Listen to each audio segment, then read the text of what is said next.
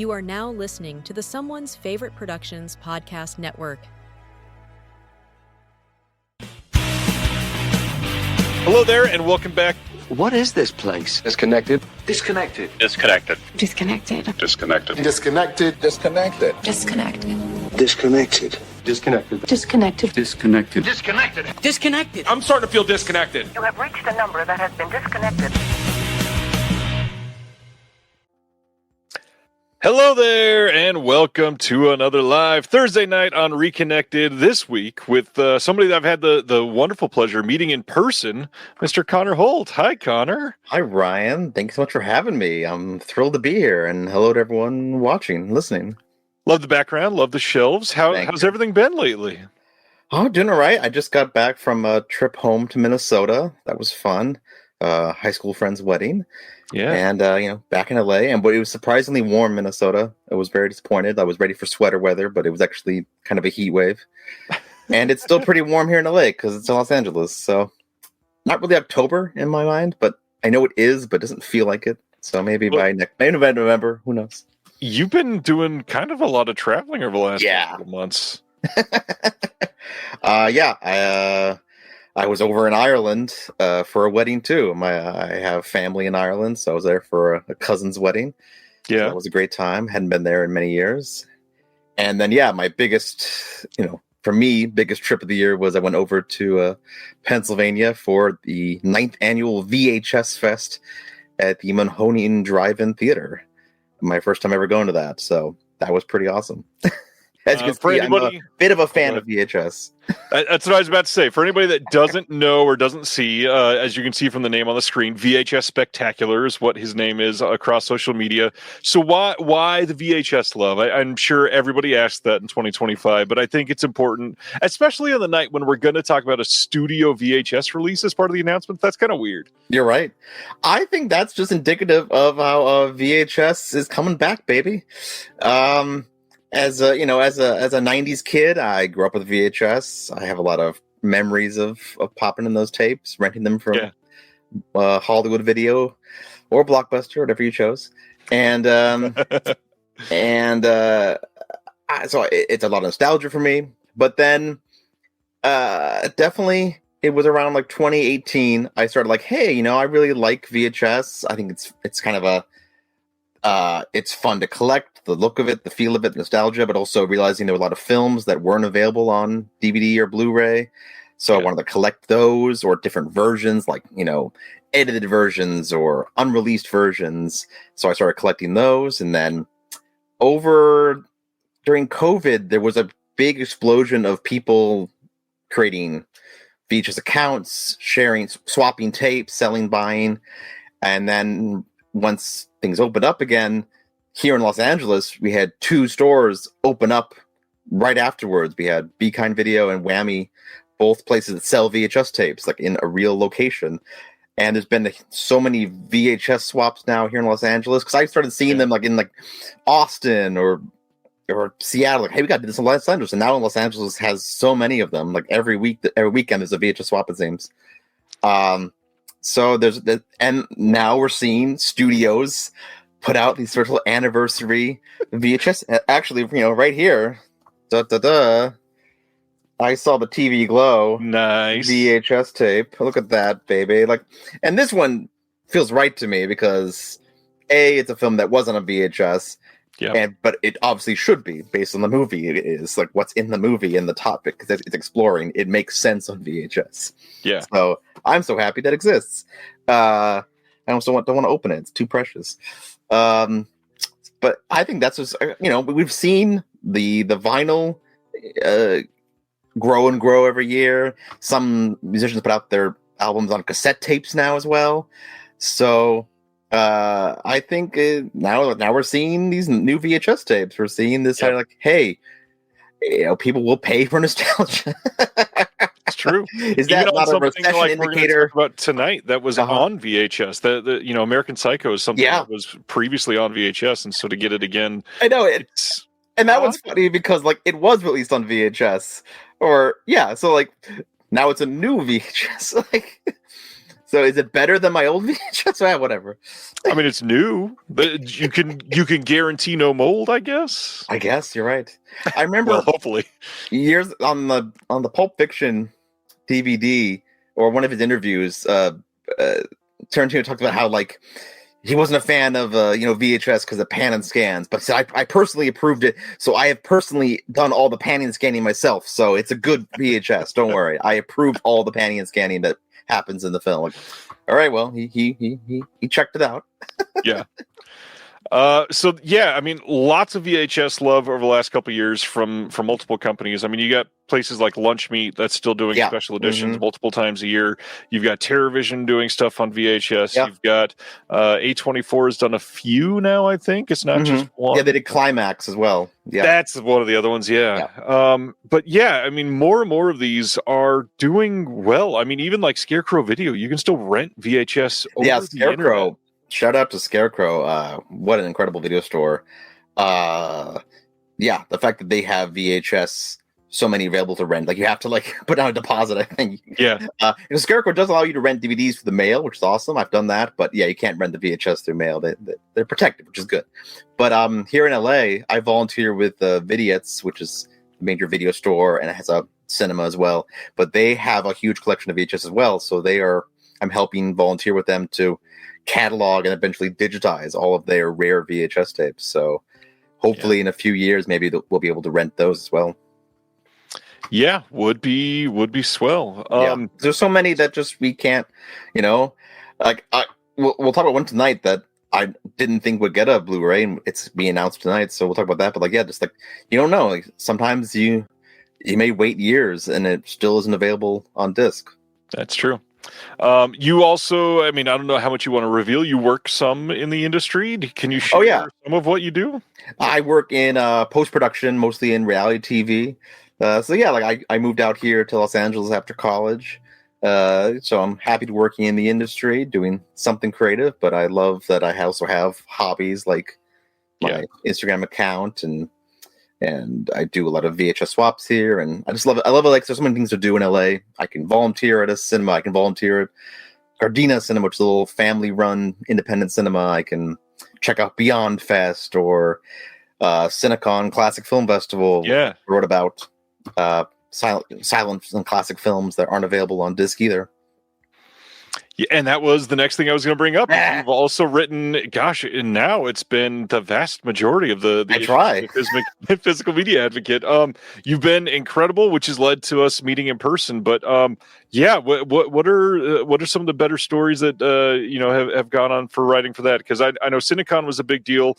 Yeah. Alex Ross Perry was a big deal. Yeah, that was really great. That Alex Ross Perry did the documentary Video Heaven this year, which if you're a video store guy like me, it's just catnip. It was just, pure catnip. It was amazing to watch and getting to talk to him about the movie. And he was great because he's just like, I'm open to anyone who wants to talk about it. I'll talk about it. Any publication. I just want to promote this movie. It's. I know that there's fans of video stores out there. I want to make sure they hear about it. So he was very nice to talk to, and I got to meet him. I ran to at VHS Fest. And then I came to LA for a Q&A, so I saw him twice then. Yeah, so it was very cool to talk to him, and I gave him a physical copy of the magazine, so he was very appreciative. Nice. Yeah. Speaking of that, you do a lot of events around LA and all that stuff too. What's been one of the more exciting ones for this year for you that are specifically in LA that people around the country really can't get to? Well, like Beyond Fest just wrapped here in LA. That was great. I went to a anniversary screening of The Ring with Gore Verbinski there to introduce it. Nice. It was fun.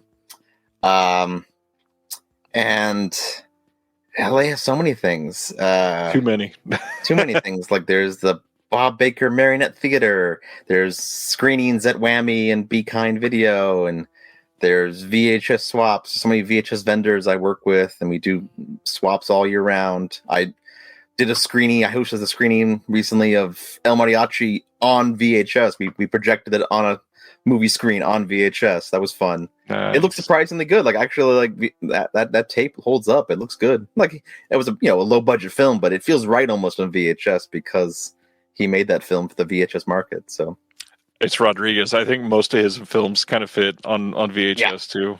Mm-hmm. And now we're getting some of them in 4K. It's crazy.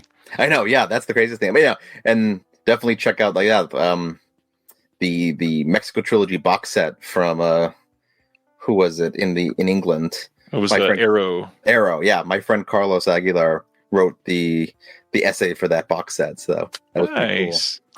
Cool. Well, not only VHS, you buy a lot of physical media and promote all of that. Dude. So what else have you been getting in lately? Oh, I'm a big '90s guy and nostalgia, so I'm also I collect a couple toys and figurines. I feel like I'm not saying my parents didn't buy me stuff as a kid, but I feel like there was a certain unspoken like, hey, you get Christmas, May birthday, that's it. And now, adult money, I'm going a little haywire here with all. Hey, I never bought all the Hook toys. I'm gonna collect all the Hook toys. I deserve those. I've got the Hook. I've got the Hook Happy Meal toys and everything else. I'm not everything. I'm getting there. I wouldn't be upset if I were to pick up the Batman the Animated Series Batcave again that I had as a kid. Batcave is so perfect. That sounds fun. So what about some Blu-rays and stuff? Anything you want to show people? Sure. Well, yeah. Here, I'll go through some things I've been picking up. So at VHS Fest, here I got Bebe's Kids on VHS. Oh, nice. I know it's on Blu-ray now. I'm very happy it's a Blu-ray, but this is pretty cool, like an actual. I just started this a few years ago. I think it's terrific. So much fun. Yeah. Underrated film. Alien from LA. Nice. What's his name? Pyun. Definitely, kooky film, a lot of fun. Another one that I would say pretty much everything he's done fits on VHS. Oh, yeah. And I have his film Radioactive Dreams, which is still trapped on VHS. Hopefully one day it gets the Blu-ray. So I was in Ireland, and I picked up Adam and Paul, which is, what's his name? Lenny Abramson, who did Room. Okay. This is one of his first films, but it's not available in the U.S. No one released in the U.S. So, and also the fun thing is that it's Tower Records, because Dublin still has a Tower Records. It's Dublin and Tokyo are the only cities in the world that still have Tower Records. Wow. So glad I could support them. All right, what else we got here? Supporting Tower Records in the 2020s. Exactly. All right, some other recent pickups. Northern Lights. I'm a big fan of this movie. I'm so happy this is finally out. I actually talked to the directors like 2 or 3 years ago, and I was like, "Hey, I hope this one gets a Blu-ray someday." Like, well, we're working on it, and finally this year, it finally happened. So I'm so thrilled. I love great Midwest film. Yeah. North Dakota classic. Really beautiful film. Xanadu. I heard you guys talk about this. Like, I gotta get that. Love Xanadu. What a film. So wild. So kooky. Yeah. There was like a 45th anniversary here in LA a couple months ago where what's his name? Michael Beck was there at a screening. I missed the screening, but I went to like the after party where people were hanging out. That was fun. Just seeing all super fans who love this movie so much. Yeah. Great LA movie too. Filmed all over the city. Tragedy of Man from Deaf Crocodile. Incredible release. Gotta check this out because I love Yankovic's other films. I love Son of the White Mare and Johnny Corncob. So excited to check this out. I love Deaf Crocodile. I love what they do. Beautiful releases. Gunbuster. It's an anime OVA series. Nice. From this is from Discotheque Media. Yeah, I'm so happy this exists because it's from what's his name? Hideaki Anno before he did Evangelion. So one of his earlier works, but very hard to find for a long time. Yeah, Discotheque doing some great stuff lately. Oh yeah, I love Discotheque. I'm so happy we have Discotheque for all the anime, vintage stuff, and then we have Deaf Crocodile for all the non-anime, and then we also have G-Kids there as well. Kind of. Yeah. So between the three of them, we're getting a lot of great animation. It's true. What do we got? Oh yeah, from Cinematograph, I've got Breathless. They did a pop-up here in LA in person, so it was great to pick this up. I need to watch this because I love LA movies, so I need to watch this one because anything shot in LA interests me. And then finally, I've got Blood Cult from DeGosser Video. This one's crazy because it's not streaming anywhere, so I haven't even seen this one yet. I don't really do blind buys that often. I try to limit myself things. If I love it really, I try to keep more to that. But this one, like straight up, isn't streaming, and it's the first shot on video horror film. So it's like I need to get this so I can watch it. So it's a piece of history. Exactly. So because this is. And as the joke goes, I love when these obscure horror films have hours and hours of special features, interviews, making ofs. Yeah. And then you have like Best Picture winners that have a trailer. Yep. Maybe. Maybe. The classic interactive menu as a special feature. Oh, interactive menu. I love it. I've got a couple here that are pretty special.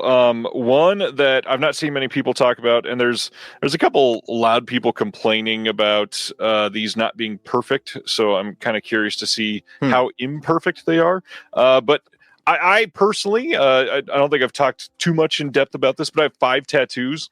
2 of them movie related. One is the Muppets, which I've said many times. The other one is I have a Peanuts tattoo. So here is the Peanuts Ultimate TV Specials collection that just came out. For what this is, I feel like this was very fairly priced. It's like $65 or $70. Okay. And this is literally like all of the TV specials that they can release. Sure. I think there's still 4 or 5 that have not been released on. I think they might be on DVD. Is Snoopy the musical in there? I think it is. Okay. I thought that was the rarest one. I've seen that film on VHS, but I wasn't sure if it was available on DVD. Now it's mostly like licensing problems, like the Snoopy at the Super Bowl one that they can't ever show. Wow. But yeah, there's like 4. Do they have the number in here?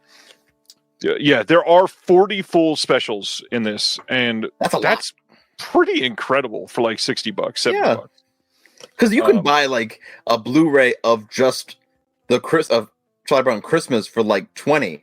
Like, right. It's just Charlie Brown Christmas, and they charge you $20 for that. Like, if you just want to get them all $60, that feels like a pretty good deal. It's a decent deal. Yeah. Just got this in, so I haven't checked it out yet. But BFI's Short Sharp Shocks Volume 4. I have enjoyed all of the ones that they've done for these. There's always been at least half of them that I've never even heard of, let alone seen, and they're genuinely like short. Not they call them shocks. I won't say they're all horror, but they're all like cult or cult adjacent, at least, or genre adjacent. So yeah, eager to get into this one. I hope they just keep going with these. This line is really, really cool. Another classic animation, since I knew that you and I would both be championing that a little bit, but Warner Archive, I feel like, has had a killer year and a half. The Frankenstein Jr. and the Impossibles. This was just recently on sale. I couldn't say no. Like, it's been on the wish list for the longest time. And I mean, for a 2-disc, really great release, it was way too cheap. And then you also shared Deaf Crocodile. I just got in Serious. And for anybody that has not seen, not only like the film, because most people have not yet, but just the art on this is like, I don't normally harp too much on the physical package, but Deaf Crocodile does literally like one of the top 2 or 3 companies in the game for the art that they do. And speaking of that, new pre-orders are tomorrow morning at 9 a.m. Pacific for their next release. It is a trilogy of films with art by friend of the channel, Mr. Sam Smith, that did the art for his first release for Deaf Crocodile. And it is pretty incredible, and I really hope people check it out, although it is very different from every Deaf Crocodile release so far for their art, and I think some people are going to be like kind of taken aback by it, but you got to take a moment and look at the picture, because there's like a message in the message, and it's really wonderfully done. Nice. What have you been watching last few weeks? Well, I just saw the new Kiss the Spider Woman, the new version. I saw really that enjoyed this it. weekend too. Yeah, I really enjoyed it. I think Tonatiuh and Diego Luna are phenomenal together. Yeah, they're really fantastic. I really enjoyed the musical numbers with Jennifer Lopez. I haven't seen the original actually, so now I'm curious to go back and watch that to see how it compares. But I thought it was really, really good. I just hopefully people check it out. I know it's kind of, it's a busy time at the box office, but hopefully people will go see it. I think it's worth checking out. It surprised me. I had never seen the original. I went into this knowing very little about the film itself. But yeah, the 2 leads, and not, I know Diego Luna, because he's like very well known, is probably going to get a little bit more of the spotlight between the two of them. But man, they both are just 100% on fire in this film. Yeah. Really well acted, really vulnerable roles. I mean, Yeah. Mm-hmm. I did not go into the movie expecting them to have a multiple minutes long conversation about diarrhea and Hey, it's prison, man. You ever see Hunger? Of course. The film about Belfast, like the painting the swirls on the walls with feces. Yeah, prison's rough, man. Yeah, it's a good movie. It's quite in your face queer, which I really enjoyed about it. It did not hold anything back. Nice to see. I liked it quite a bit. Anything else from you? What is it? One Battle After Another, really good. Miller. DiCaprio killing it as usual. He's like, oh my god, he's always good. He's one of our best, really. But also Sean Penn, Tiana Taylor, Benicio del Toro, just phenomenal performances. And that ending, that final chase scene, one of the best scenes of the year. Yeah. Growing up in the high desert in Southern California, yeah. That last like 20 minutes of that movie was so like, I feel like I'm back home, because so many of those, like as a kid, that you see the road go up and down like that and you're just stuck in it. Oh my gosh. It was so perfectly shot. Yeah. I was looking up here in LA. I got to see it on VistaVision at the Vista Theater here, Tarantino owned theater. And that was really, really, really great. And just like, it's been sold out like almost every day. I mean, every showing sold out for the last like 2 weeks. So I had to You're in LA, you kind of have to go see it in Vista. Yeah. I had to see it 10 a.m. on a Friday. Yeah. The night crew from the night before were still working. That's fun. I just saw, what's his name? Dennis mentioned, what was it about the Riverbend screening? Yeah. I missed that. I wanted to go to that. I wish I could have gone to that, because I think I have Riverbend on VHS somewhere, because I picked it up one time. No way. That's awesome. Once again, like, that was a film that was on VHS for decades, and now it's coming out on Blu-ray, I think. So hey, you never know. Things will happen.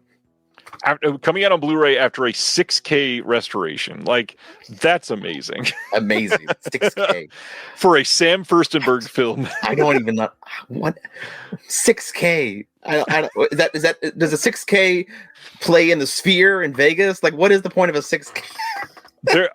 Was it Wizard of Oz? Something. I guess Wizard of Oz played the Sphere, but something recently got a 12K restoration. I don't remember which one it was. When will they learn? How many Ks do you need? Good stuff. God, that's awesome that you got Riverbend on VHS. This last weekend, mountain of VHS that I can't find. This last weekend, I also saw Good Boy, the dog focused horror movie. I don't say much about it. It didn't dazzle me or anything, although the dog is incredible. But I think it's really interesting that we get Good Boy and Presence from Soderbergh in the same year, because they're both like haunted house movies from the perspective of something else. Well, it's like, what's it called? I just watched on the plane. I watched Drop. The thriller about the woman who gets like message on phone. Don't tell anyone, follow my rules or your kid dies. Which is like, I just saw Carry On last year, which is about a TS agent is like starts getting messages like, follow my rules or your wife dies. Like, is this the thing? Like the mysterious stranger in your ear telling you to kill someone or you die? Like is this a trend now? What's the next one going to be, like on your Apple Watch? I don't know. Well, I like that one's an airport. This one's a restaurant. It's like I heard a joke one time. They had snakes on a plane. Thriller in a tight space. Next, they're going to have a bear on a ski lift, even smaller space. I mean, to be fair, Adam Green's Frozen came out in 2010, and that's true. You're right. We did have as close as you can get to that. But there wasn't a bear, though. They should have had a bear. There was wolves, just not wolves. Okay. Well, I didn't see it. There we go. Should have watched it. I also got lucky enough to see Black Phone 2 a couple days ago at an early screening. I liked this quite a bit more than the first one. Not that I hated the first one, but this is a very big departure from the Black Phone. It is an odd, very different, like supernatural take on the continuation of the story. It's also one of those sequels that is also a sequel and prequel baked in one, because they, not that they're like retconning things, but they're taking the lore and expanding it in a way that you have to know a little bit more about it. So they do that somewhat. Okay. But it's good. I think the acting is pretty spot on throughout the whole thing. There's a couple of comedic moments that are quite funny, but I think it's scarier. I think the essential like Nightmare on Elm Street riff that they go for in it is pretty decent for a film that seemed like there was no way to do a sequel. I thought they held their own pretty well. I saw Megan 2 on the plane as well, which is also Nice. an interesting sequel. You know, not as much fun as the first one, but like, all right, I appreciate like trying to expand it. Just wasn't quite as good, but still entertaining. Yeah, I'm eager to see Megan Tokyo Drift next. Megan in space. Please, yeah. Let's boot her out of here. I gotta be honest. My big surprise from this last weekend was Roofman, the Channing fun. Tatum film. I was just completely taken with both Channing Tatum and Kirsten Dunst is incredible in the movie. She doesn't even have like a ton to do, but just being the actress that she is, like, the lines on her face in every scene are telling a story. She's a wonderfully responsive actor, and the story itself is compelling. I do think people that are, checking this out because they love like mainstream Channing Tatum are probably going to walk into a theater and be slightly disappointed because they're going to say it drags a little bit in the middle of it. But really, I felt like all it did was like it gave proper not just explanation or exposition, but like you start to really empathize with all of the characters. And with a movie like this, that's kind of a rare thing. Usually it's like, let's just get to the next plot point and call it a day, but they actually give them room to breathe in this. And I gotta be honest, I was very surprised with how successful the entire thing was. No, that's great. I've been a Dunst fan my whole life, man. All the way back to Interview with the Vampire and Jumanji, Drop Dead Gorgeous. Man, Kirsten Dunst, awesome actress. Yeah, keep wearing that Dunst cap. That was a terrible joke.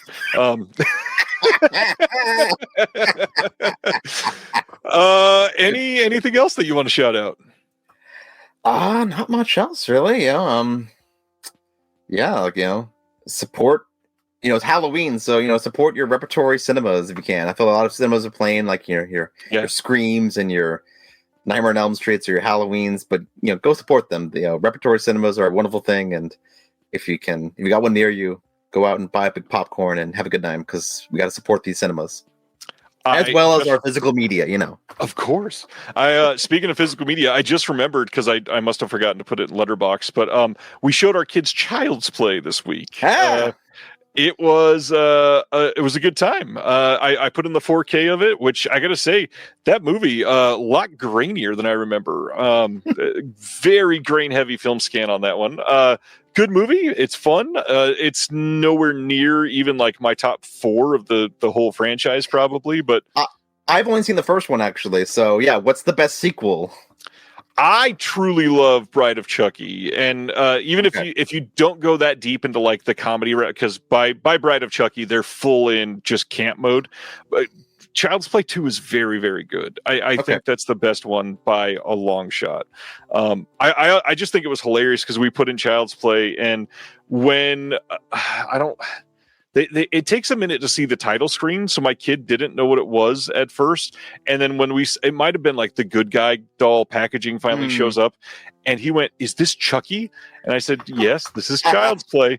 And he goes, he put his hands like this and says, "Is it rated R?" And I said, "Yes, it is." He goes, "My first rated R." So yeah, was that a tough choice, picking your first R-rated film for him?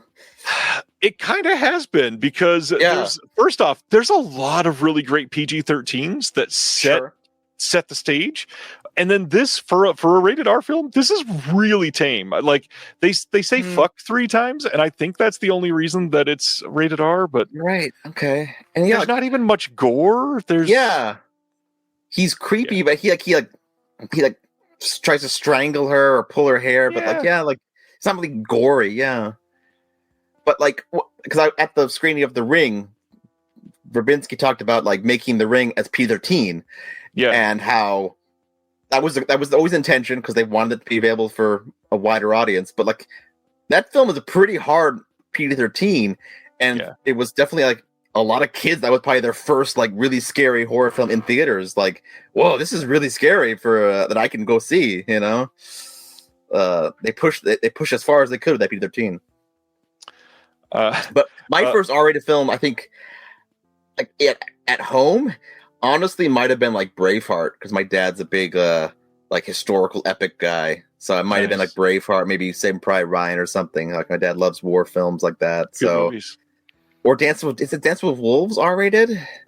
I might have seen that probably. Yeah, probably. I think there's some nudity in that one. Yeah, so I saw that pretty young too. Yeah, we love those kind of sweeping epics. And then my first R-rated in theater, I don't think was till Grindhouse. That was a lot of fun. That was a good time. That's a fun first rated R in theater. I don't even know what my first R in theater was. That's a good question. I technically, I guess at home, my first R was also Child's Play. I just put that together, but I was 4 years old and a babysitter showed me. Should not have been watching it. Oh man. Yeah. I think the first R that I will like remember was Halloween. I was 8 years old. My parents showed me Halloween, and it scared the shit out of me. For the rest of the night, I was like completely frozen, would not move my limbs, couldn't do anything. I remember the Goosebumps, the haunted mask, the mask that won't come off. I saw that as a kid. That freaked me out for days. Unplanned, but I'm wearing a Goosebumps sweater right now. Incredible episode. Incredible good stuff. I love me some Goosebumps growing up. Yeah, I was a Goosebumps. I didn't grow up with Are You Afraid of the Dark? I didn't have that, but I had Goosebumps. Nice. All right, we ready to talk about some?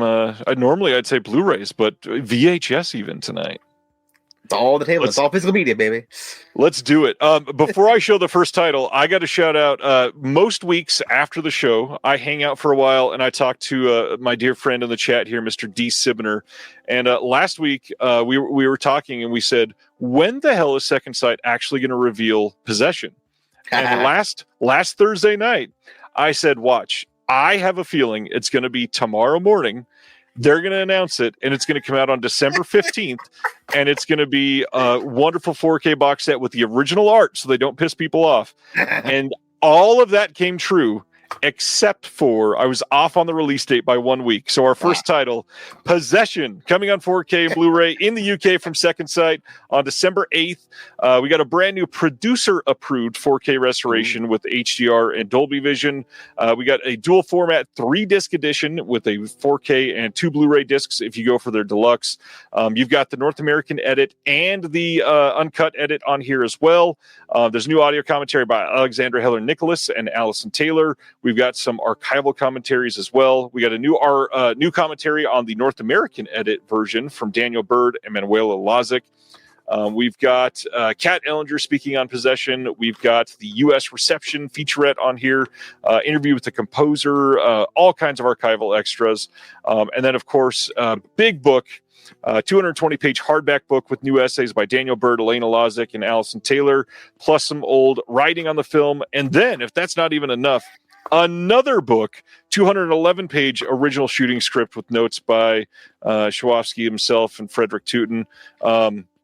Yeah, this is a hell of a release. My God. Possession. How do you feel about Possession? I haven't seen it, actually. But it's crazy.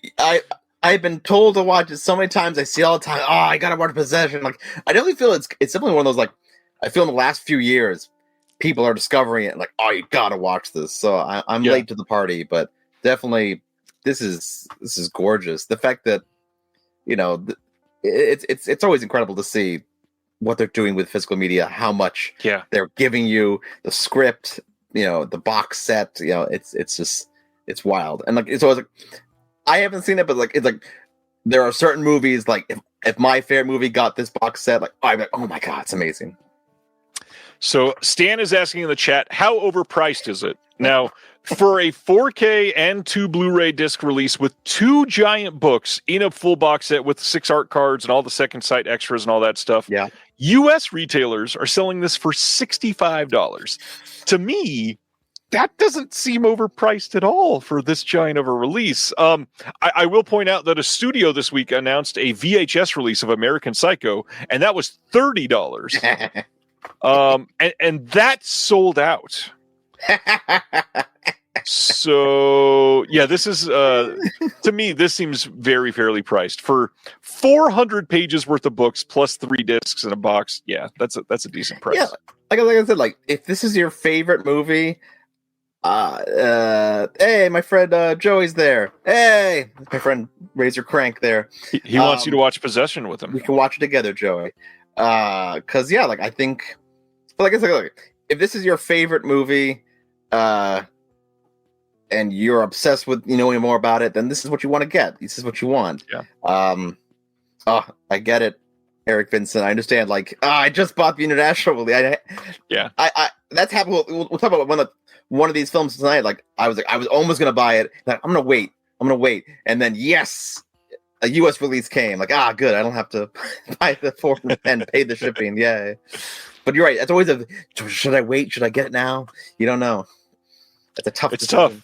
Especially when you start talking about territories, and Possession will likely eventually also get a U.S. release. But I mean, at this point, $65 is not that bad for what you're getting for this, for sure. But if that's not enough, you could also on the same day get a wonderful 4K box set of Reanimator from Second Sight. Now, this one's interesting because we do have a U.S. release of this that probably less people than normal got, because the U.S. release of this is roughly about $85 US. Ooh. And this thing, which has almost the same amount of features, there's a few less, but it's the same scan, all that stuff. This one only $50, and that's importing it from another country. Wow. That's kind of crazy. Yeah. Reanimator, that's a fun. Actually, that turns 40 years old this week, I think.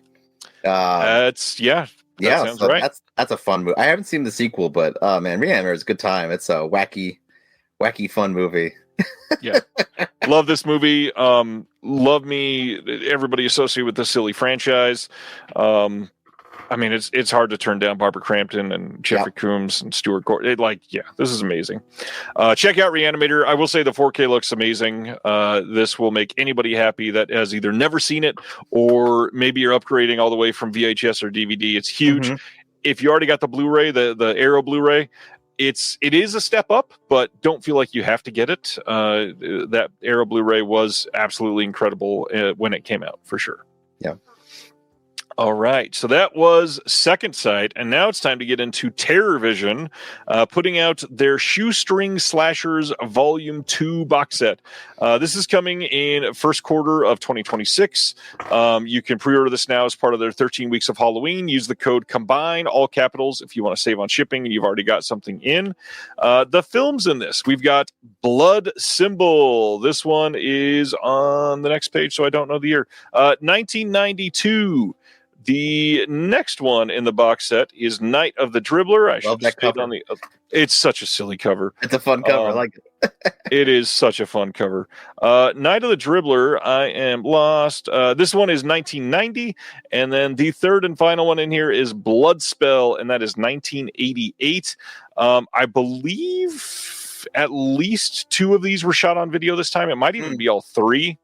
But these are pretty damn fun. I won't say that they're all incredible movies, but they're definitely fun. And if you like obscure slashers, it really doesn't get more obscure than what they've done in their Shoestring Slashers box set so far.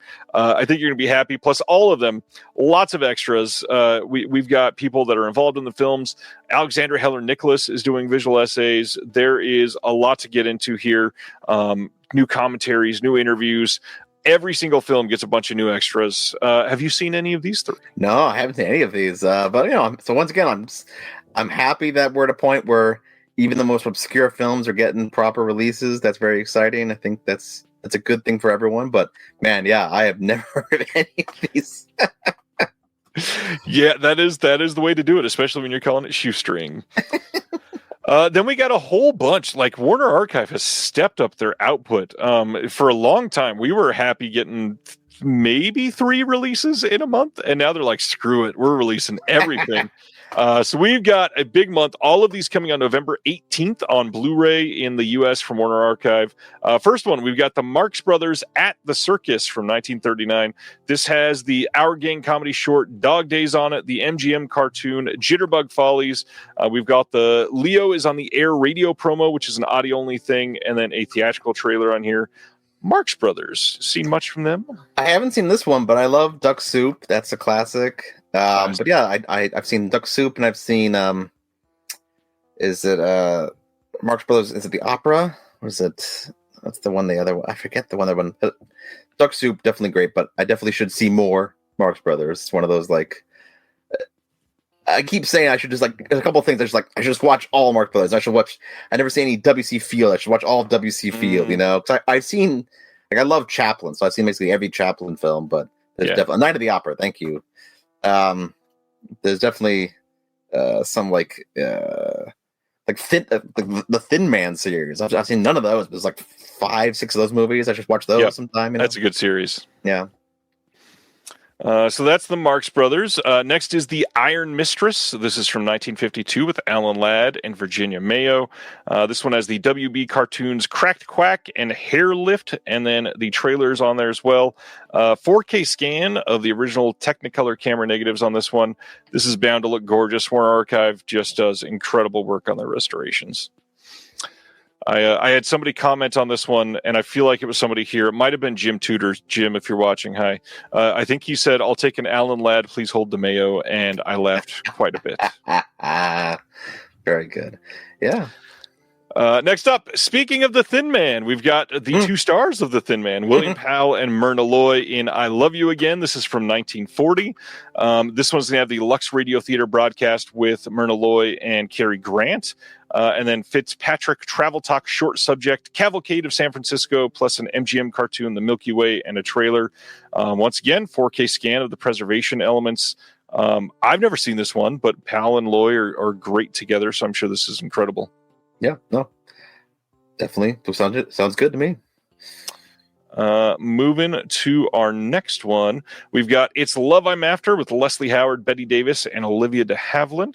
This one is from 1937. We got a classic Warner Brothers cartoons, Porky's Building and Porky's Bad Time Story, and a trailer. I know nothing about this. I know a couple of the actresses, and that is it. I'm curious, how do they pick which cartoons go with which release? I'm wondering, are they thematically linked? Is it just whatever was next on the availability? But I wonder if it was how much decision making goes into picking the cartoon. If George Feltenstein ever answers my emails, that will be one of the questions I ask, because I've always wanted to know. Like, yeah, I mean, it could be chronological, I guess. Like, did they come out the same year as the film? Yeah, sure, that could be it. Yeah. I'd love to know. God, I'd love to know. All right, that's that one. Next up is The Miracle from 1959. This has a cartoon Bonanza Bunny and Arabian Nights on here.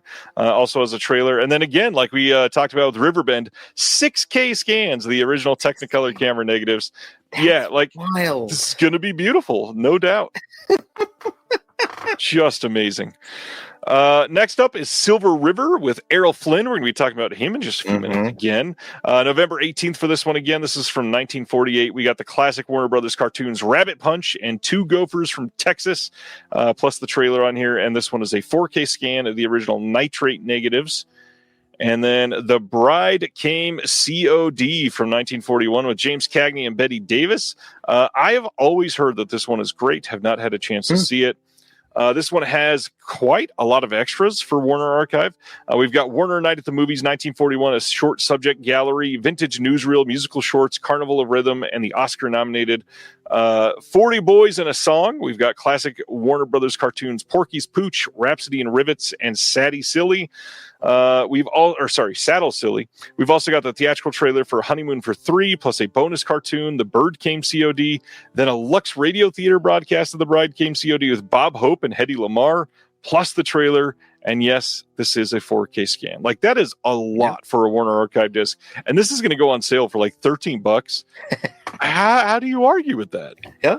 No, and what's it called? Like, I feel like a lot of these films, I wonder, I was talking about, Cinecon Classic Film Festival. A lot of these played there maybe over the years, and now they're finally coming to Blu-ray. So I'm sure someone out there is like, "Oh, finally! I've been waiting for this film for years." So I just wish there was a way to order this COD as well. So that is that for Warner Archive. Next up, we've got interesting rollout for how Severin is doing this. We had it revealed that on December 8th, they are releasing a 4K of The Wild Geese, but only in the UK. As it turns out, they're also releasing this in the US, but that will be early next year. So if you're over in the UK, you can order this from the severinfilms.co.uk website now. This is a 3-disc limited set. It's going to have an exclusive 50 Men in the Valley of the Shadow, a 316-page color hardbound book on the making of the Wild Geese by Tony Earnshaw. There's a original soundtrack CD on this. There is 6 UK Lobby Guard reproductions. And then brand new commentaries, brand new extras, all kinds of stuff coming in this. And yes, all of this will be coming to the US, but you got to wait till later this year to be able to pre-order. I had a lot of people ask if this is the first Severin UK release. Not at all. They actually have many is relative compared to what they've done in the US, but they have more than a handful. They put out the Russ Meyer stuff in the UK. Years ago, they put out Baskin in the UK. They've done some stuff, but they don't do quite enough over in the UK for sure. No, I've never heard of this film, but Severin's a good company, yeah. Yeah, they do some solid stuff. And I had a lot of people ask, this is a weird one for Severin to put out. I think Severin puts this out because I think this is a David Gregory favorite because it was popular in the UK and he's from the UK. So this is would make sense. Personal favorite for him. That and all the video nasties are all his wish, sure. That's for sure. Sure. This year's film, Red Sonja, is getting a Blu-ray release from Goldwyn Films on November 11th. I have heard the just most polar opposite feelings of this, that this is amazing, and that this is a crime against humanity. I have a feeling you have not seen this one yet. No, I didn't even know this existed. I remember Robert Rodriguez and Rose McGowan were trying to make this remake like 10 years ago and never went anywhere. Yeah. So I had no idea that someone finally made it. But yeah, that poster doesn't give much hope, but I don't know. I gotta be honest, unless it's a giant theatrical film, the modern posters don't do a lot for me, but many of those aren't doing great either. I feel like we're letting streaming services dictate poster choices nowadays. And streaming services, the key art that they use for those are just the most atrocious and bland pieces of crap ever.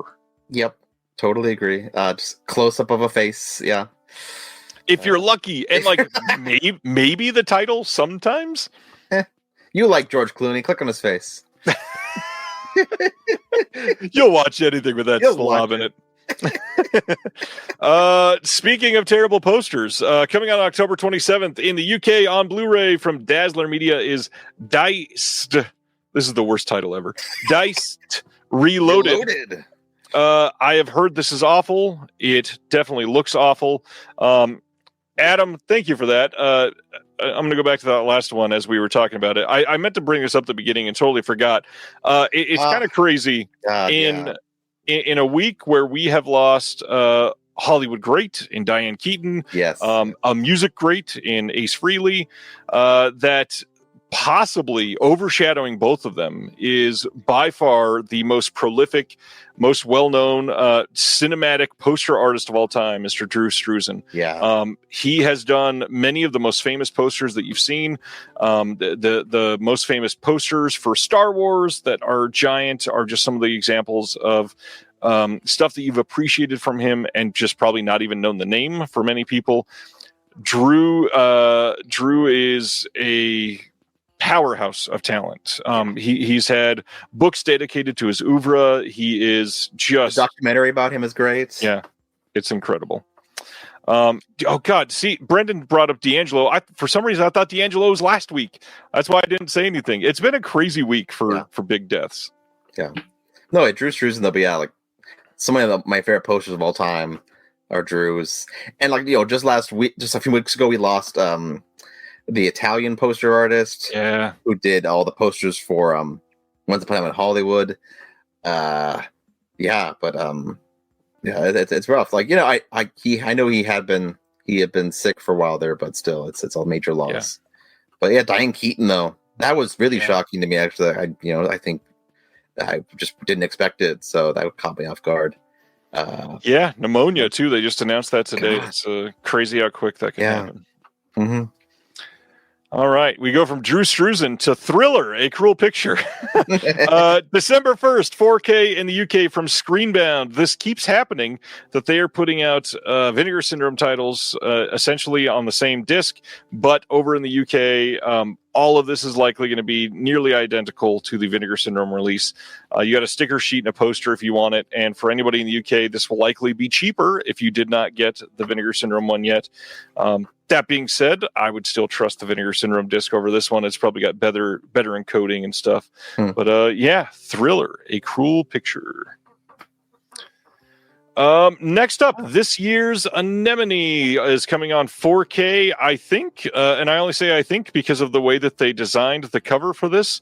I really kind of do wish that they'd stop printing the words 4K Ultra HD when the case says it as well. But this one says Blu-ray and digital code at the top instead of 4K and Blu-ray and digital code. This one is able to pre-order now over on Groove. And for those that maybe recognize the title, this is the film that brought out the semi-hiatus retired Mr. Daniel Day-Lewis. Both men on the screen gave a wonderful performance in this film. I know that I'm going to piss off Silent Mandible a little bit. I didn't love this movie. I feel like Did you get to see this one? I did, yeah. I agree. I think the two of them are terrific. I wish like Day-Lewis is phenomenal. I wish Shami's good. I wish he had more to do in the film. I feel like he cedes a lot of the big moments to Day-Lewis. I think it should be a little more of a two-hander, I think. And I think it's interesting. It has elements like, okay, it's got something to say, but it just doesn't come together satisfying.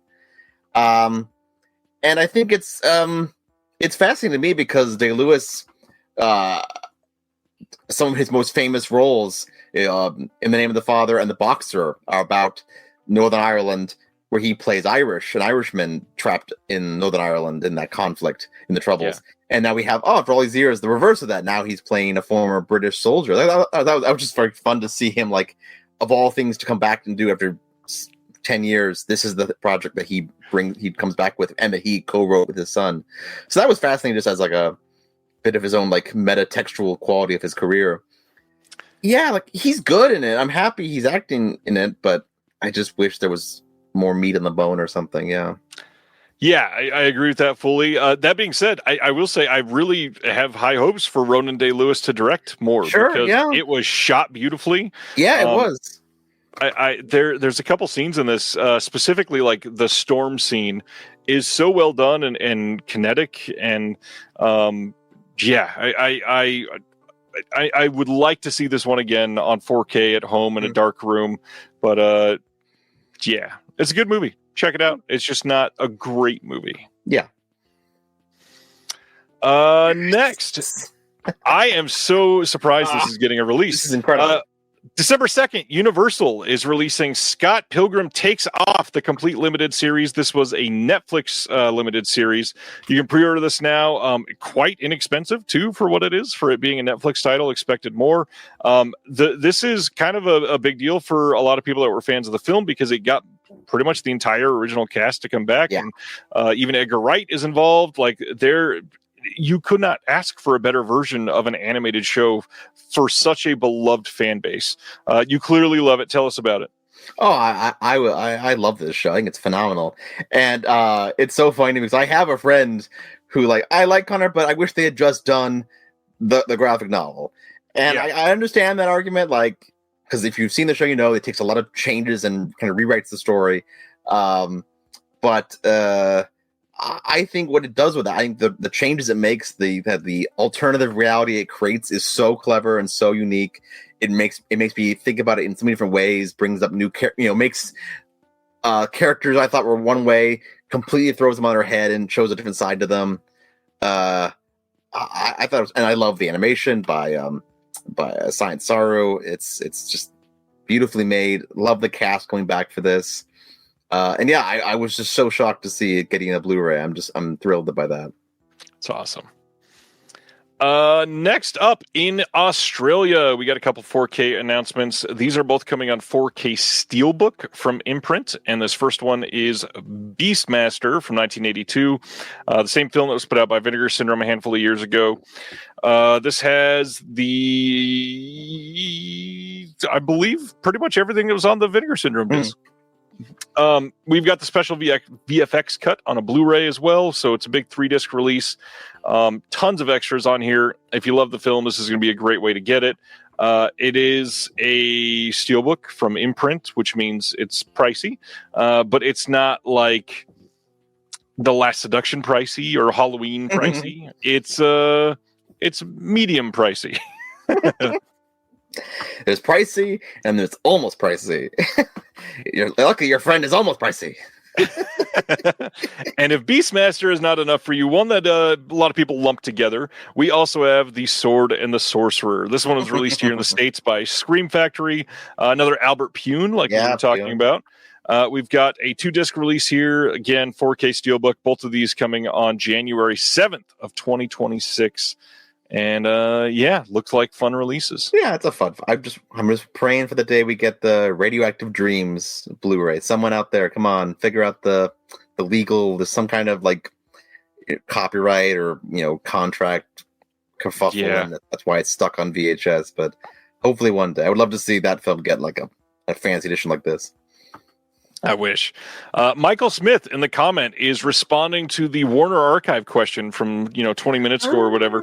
He says that George has said in the past that they try to find out which shorts actually accompanied the films when they came out, and if they can't figure that out, they'll do something thematically, which that makes a lot of sense. I'm glad they do something instead of like Sibner had said, which was literally drawing paper out of a hat. No, you can pretend you're back in the theater, like how they would have shown it, and they should have they should find the newsreel that went with it too, because I love talking to my grandpa about Connor, I went when I was a kid, I'd go to the theater, there'd be a newsreel, then a cartoon, then a double feature, and usually it'd be a cowboy film or an action movie. Yeah, like I was like, you want the full 1950s 40s experience. That is absolutely true. Next up, we got kind of an odd one to cover. So I do post some Kickstarter, Indiegogo type campaigns sometimes. This one is for a company that we all pretty much know and love, and it's from AGFA. But the interesting thing here is that it's very different from what many of us would be used to seeing in a Kickstarter campaign. So AGFA is raising money to restore the Blood trilogy from Herschel Gordon Lewis. This will be Blood Feast, 2000 Maniacs, and Color Me Blood Red in 4K from the original negatives, as well as the 18 additional Lewis films, including Jimmy the Boy Wonder, Blast Off Girls, that have only ever been released on VHS or DVD. They're partnering with Something Weird on this, and they're going to release that on 4K, UHD, and in theaters afterwards, while the additional films will be released on Blu-ray for the first time ever. They're looking to do like new color grading. They have to get a couple new pieces of equipment and all that stuff. There's a list of all the films that it is. But what has been hard for a lot of people to swallow with this one is you can support the project, but there's no award to get the discs. So a lot of people are like, well, that's cool, but I don't want a digital file of the film. You're AGFA. I want to be able to buy the discs through this. And so I'm worried that they're not going to get to their campaign. I haven't looked. Maybe they've already done it, and I'm an idiot for saying that I'm worried about it. But I feel like if they would have offered, I don't know, all three for like $100, I feel like a lot more people would have been happy to clock down. I always think that's like, it just seems obvious. That one of the rewards, a small reward for a digital copy and then a larger reward for a physical copy. That just seems obvious, but I don't know what. Maybe there's a reason. I don't know.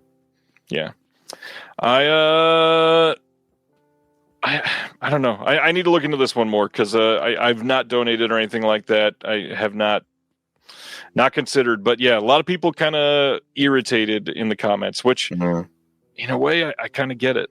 Sure. Speaking of being irritated, I bet a lot of people are irritated about this.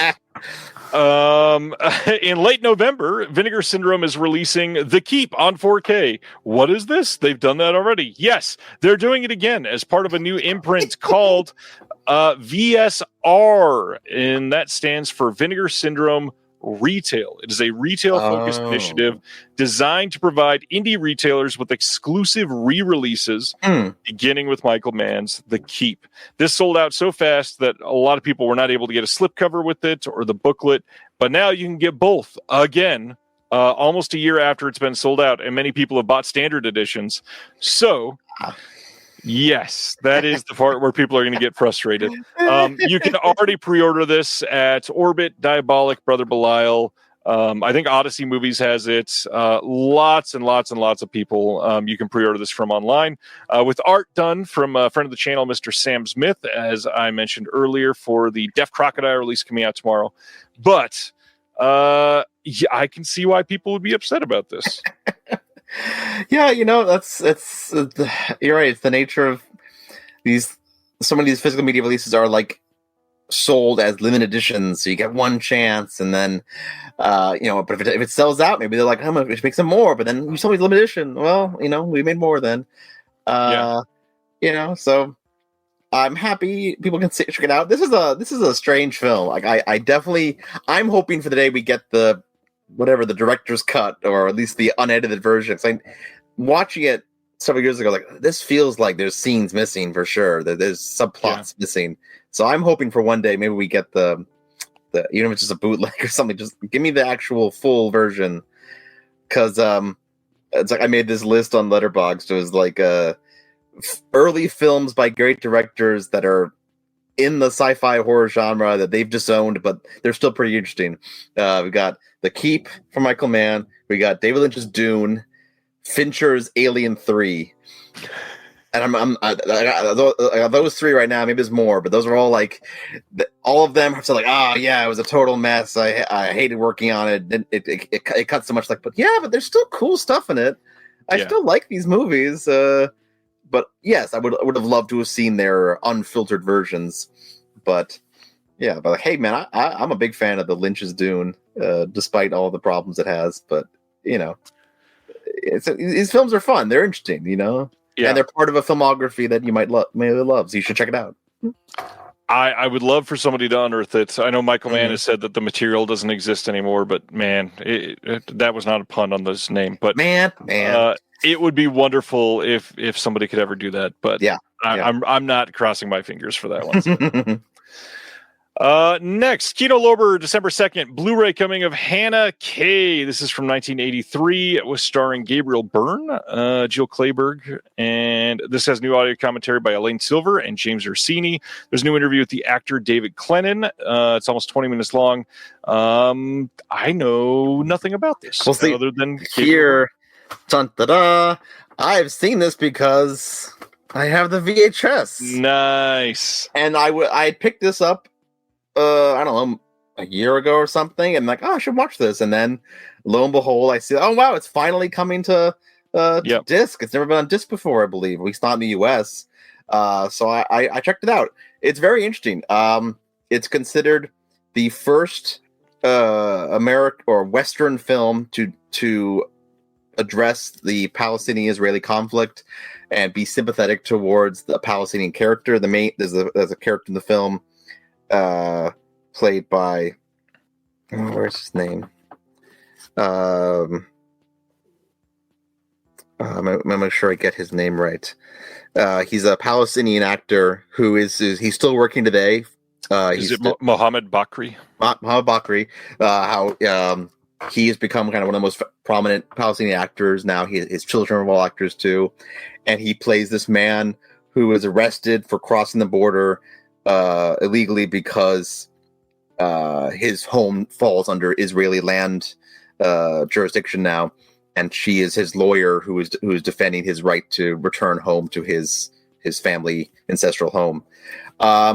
So that's really interesting, and he's very good in the film. Unfortunately, I feel like it takes a lot of, like, there's a detour. It's like that's part of the film. There, half the film is she's like she has a husband in France, but she's having an affair with a soldier in Israel, and she has a kid. But so there's a lot of like personal stuff that I feel like detracts from that. What's really interesting to me about the story, the actual political story. So it's a bit of a unwieldy film, I feel, but it's still a fascinating piece of history.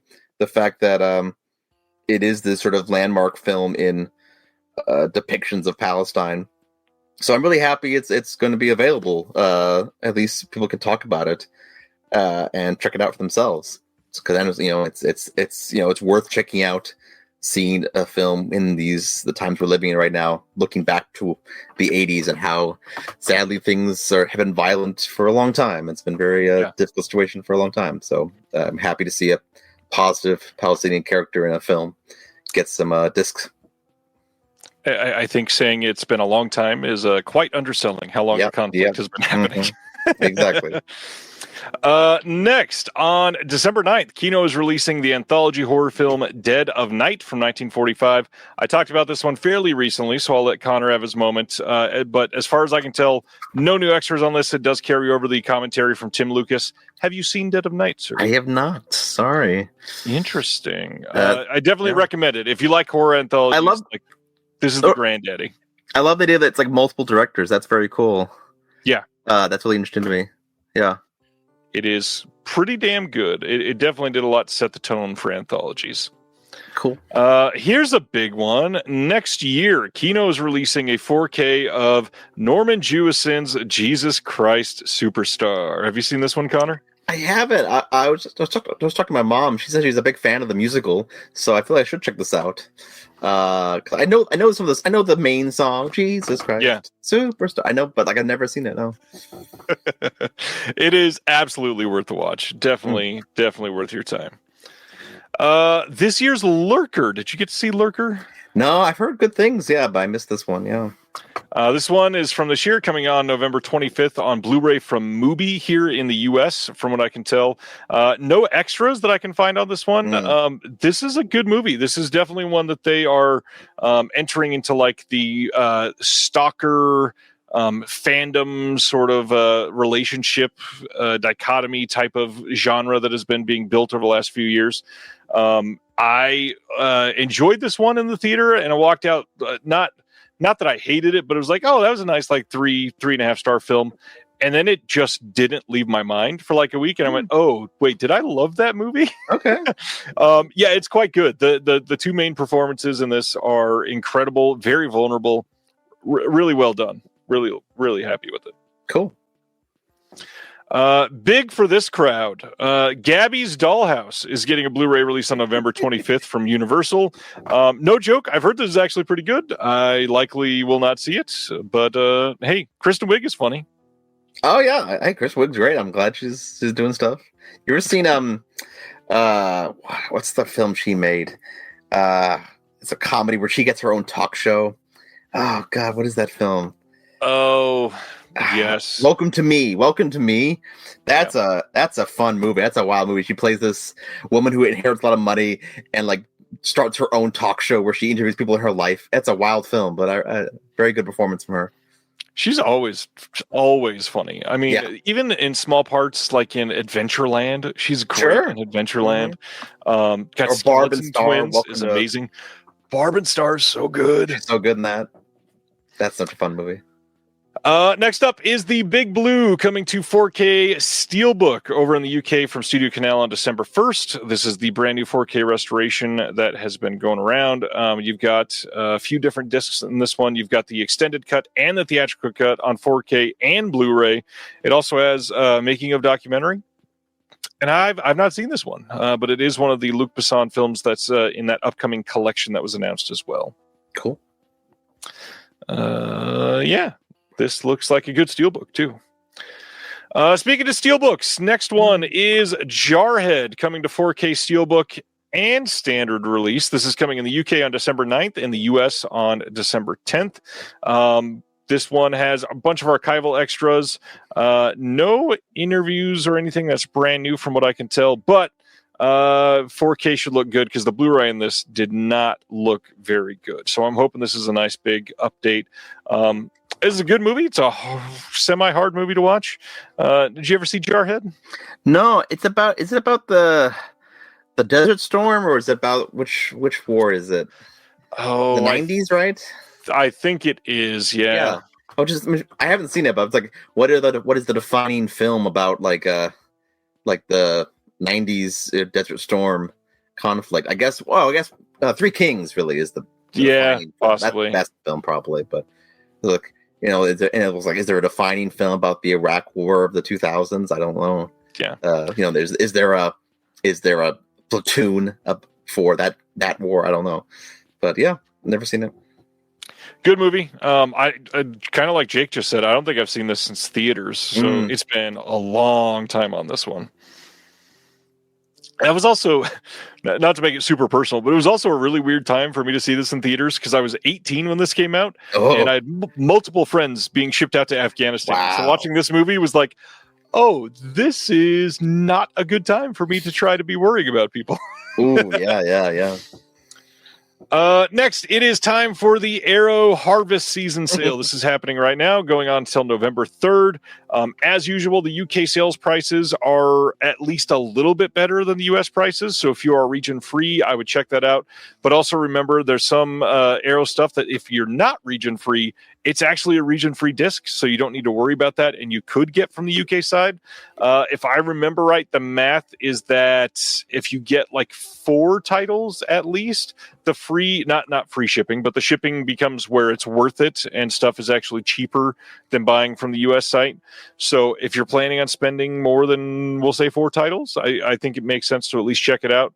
I gotta be honest, I've not been doing a lot of Arrows buying as far as sales titles recently, but what about you, Colton? You checking that, or not Colton? I was reading Colton in the chat. Connor. I don't know. I was still looking at Colton's comment where he said Jarhead's a movie I watched only for Jake Gyllenhaal's butt. Hey, we all have our personal choices.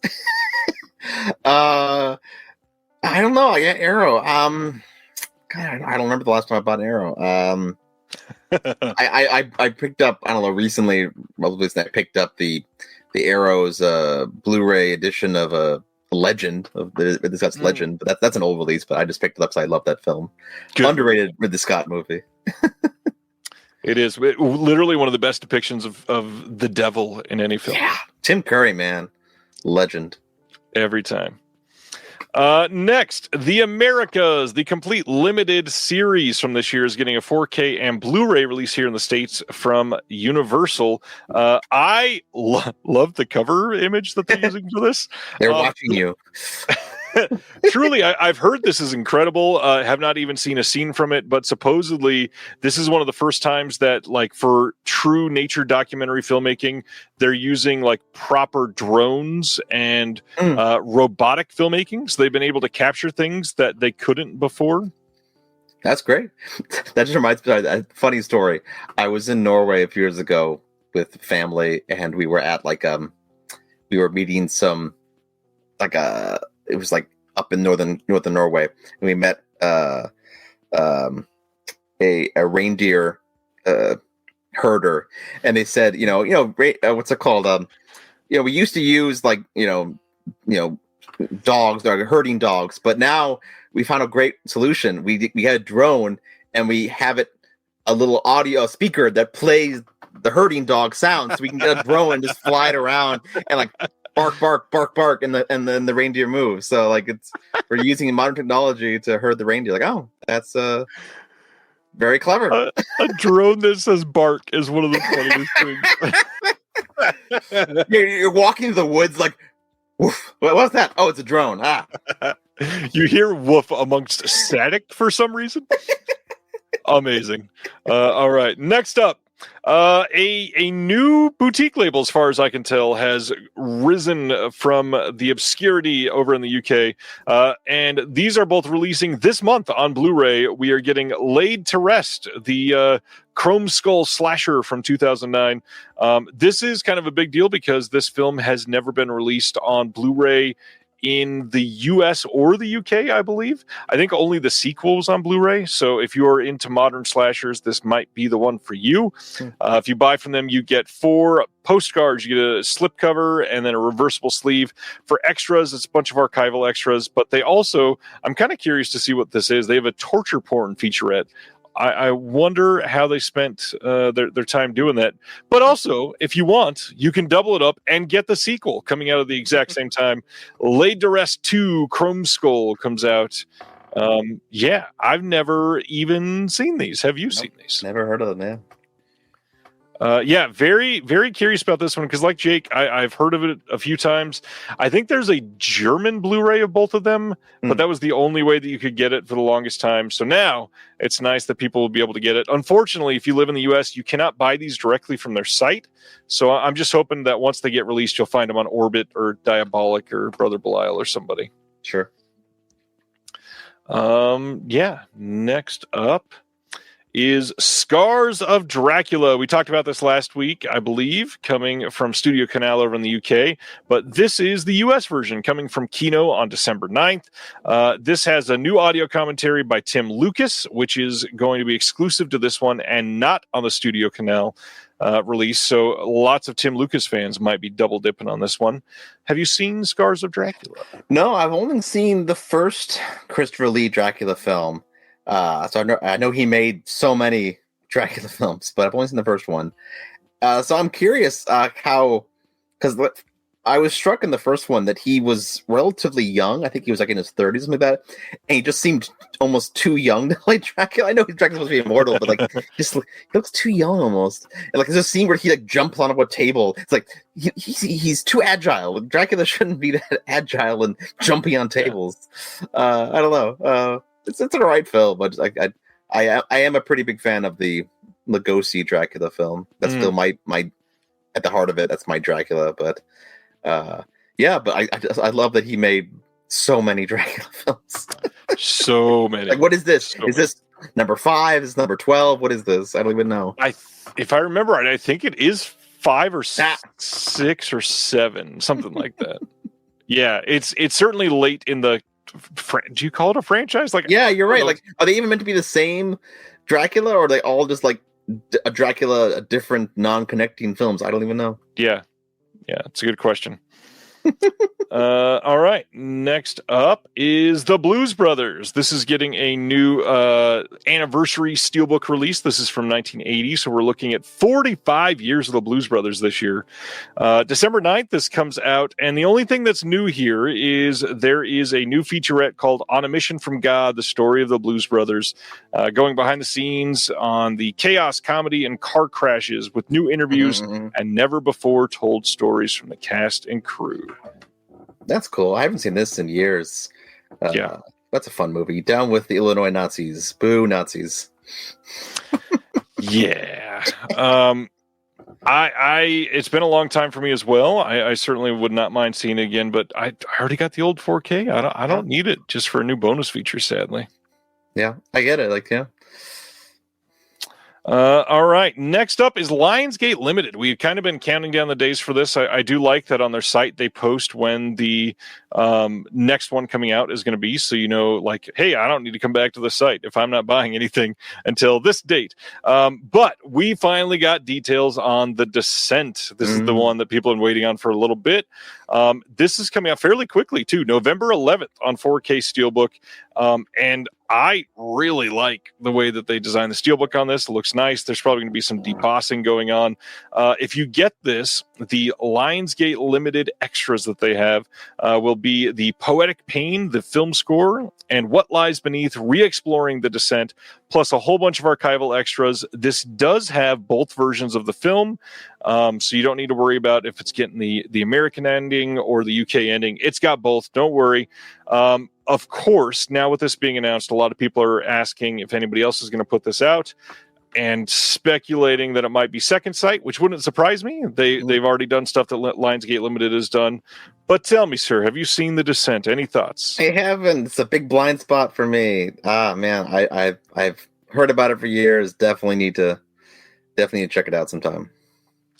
It is a wonderful film. It is quite terrifying, Mhm. and it's one I am.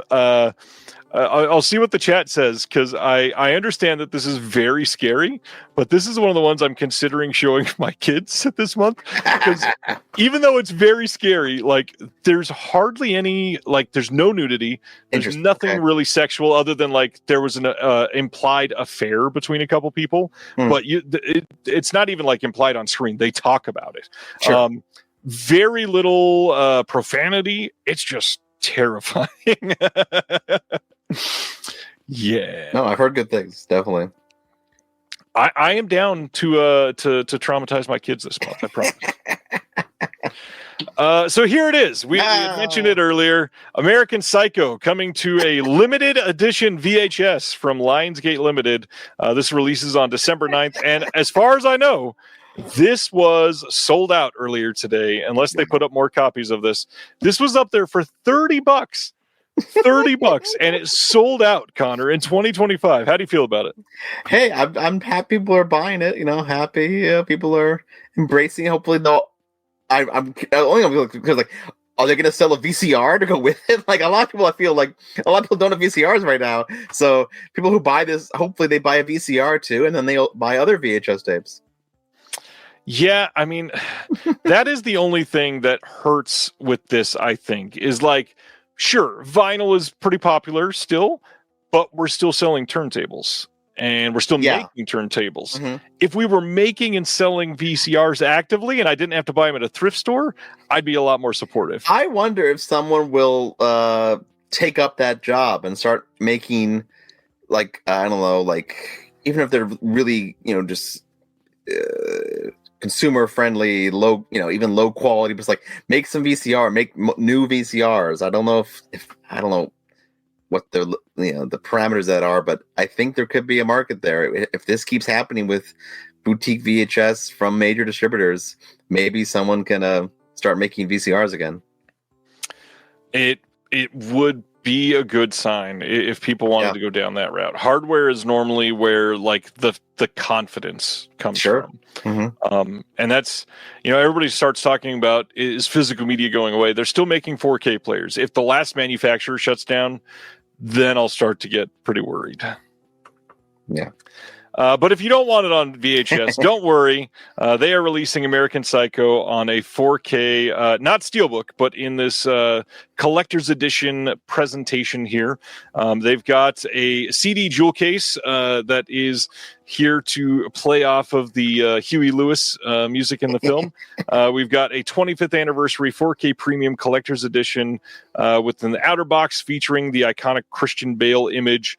And then we've got some new extras in here. Savage Satire, American Psycho at 25, A World of Perfect Surfaces, Visual Aesthetic, an amuse-bouche main title, and then Q&A with the co-writer and director Mary Herron, plus all kinds of archival extras. I've already got the old 4K, so again, I have no reason for this. However, if you just never have upgraded, this is a pretty neat package if you like the movie. I do like the cover. That's quite nice. Yeah. Yeah, good movie. Like it. See it. Next up, Walking Tall from 2004, getting a 4K release from Kino on December 9th. We get a new audio commentary by Brandon Strusnig. We got a couple of archival commentaries that are on here, and then all kinds of archival extras on the Blu-ray. Have you seen Walking Tall? I have not. This is I'll say I'm a big okay, all right, I get it, Def Crocodile, I get it. Yeah. VHS. Let me have my VHS. No need to criticize me, man. I'm a big defender of Scorpion King when it comes to young Dwayne Johnson. I'm a big fan of that movie. That's a good time. Young PlayStation 1 graphics cutscenes. Oh yeah. Hey, come on. Him and Michael Clark Duncan, kicking ass in like fantastical Egypt or whatever it is. Good fun times. Yeah. But yeah, Dwayne Johnson. Yeah, I haven't seen this one. And I haven't seen Smashing Machine either. His new film, which I've heard is okay. I've heard good to mix things. I don't know. Maybe I'll see it. I will support the word mixed in that one. Okay, there we go. I'm on the other end of that spectrum for sure. Another one from Kino, 2006's Nacho Libre getting a 4K release on December 9th. This is the Jack Black starring film from Jared Hess, who has done, of course, Napoleon Dynamite, and this year's amazing The Minecraft movie. We've got all kinds of archival extras on this one as well, plus a new interview with the actress Ana de la Reguera. I love this movie. Showed this movie to my kids a few months ago. They loved this movie. I will absolutely be upgrading this to 4K. I think this is one of the best, like, under the radar ish and like certainly not mainstream comedies over the last 20 years. And yeah, it's a favorite. I've never seen it actually, but I'm a big Jack Black fan, so I really should check it out. Yes. I was just at a theater here in LA, the Frida Cinema down in Santa Ana, and they did like a screening of it recently, and it was huge. Like over 100 people showed up for it. So like, there's fans. It's got a cult fandom. So yeah, I can see why it's getting a 4K. Yeah, it's a wonderful movie. It is really well done. Please check out Nacho Libre if you haven't seen it. Raro Video through Kino is putting out Young, Violent, Dangerous from 1976. This is written by Fernando De Leo. It's got an audio commentary by the guys from the Wild Wild podcast, Adrian Smith and Rod Barnett, plus an archival documentary. If I remember right, I think this was included in one of their box sets, or maybe they put it out on DVD, but I think this is an upgrade from them. Have not seen this one. Cool cover, though. Yeah. I love the old Italian style art that they go with sometimes. Back Down Under in Australia, we are getting December 10th, a 4K of Aeon Flux or however we're pronouncing that non-letter these days. No new extras from this as far as I can tell, but it is coming in a lenticular hard case with some art cards.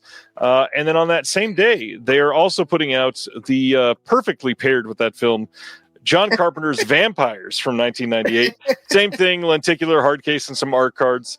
Have you seen either of those? Nope. I feel like they're both like disappointing films from otherwise good directors. You know, I love Carpenter, and Karen Kusama made the what's it called? The Invitation. That's terrific. Yeah, so like good directors, just big budget misfires. But hey, if you're a super fan, I'm sure you watch all of them. They let you do it. You can get away with it. Yeah. This year's film, The Roses, coming to Blu-ray on November 25th from Searchlight. This is going to have a gag reel, a behind-the-door look at the epicenter of the film, which is their really nice house that they have. Yeah. There's going to be some interviews with some cast and crew, talking about stacking the cast with a bunch of wonderful faces in this. Lots of good stuff coming on the disc. I hate this poster art, but decent movie. Saw this year, and it's all right. It's not amazing, but it's good. No, I didn't see it, but I saw this poster on billboards all over LA for like a month. So I've seen this poster art a lot. I imagine. I think this is the trailer that I saw the most this year. And by the time this came out, I really wanted to strangle Benedict Cumberbatch. Look at that. Even Aaron is saying the same thing. Yeah, this trailer played so many times this year. Next up, one that I've heard is actually pretty good. I'm kind of eager to see this one. December 9th in the U.S. from Wellgo, Beast of War that came out this year. This movie starts as a war film, and then a plane gets shot down, and it turns into a shark movie. And that just sounds like an amazing setup. That's it. That's pretty cool.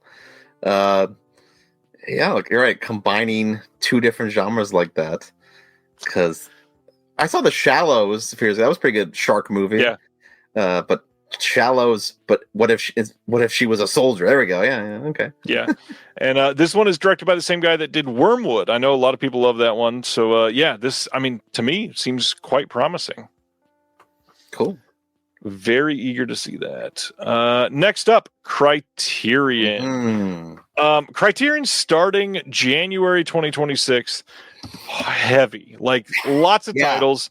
Another thing on top of all the titles we're about to talk about, House Party just got delayed to January for them. Okay.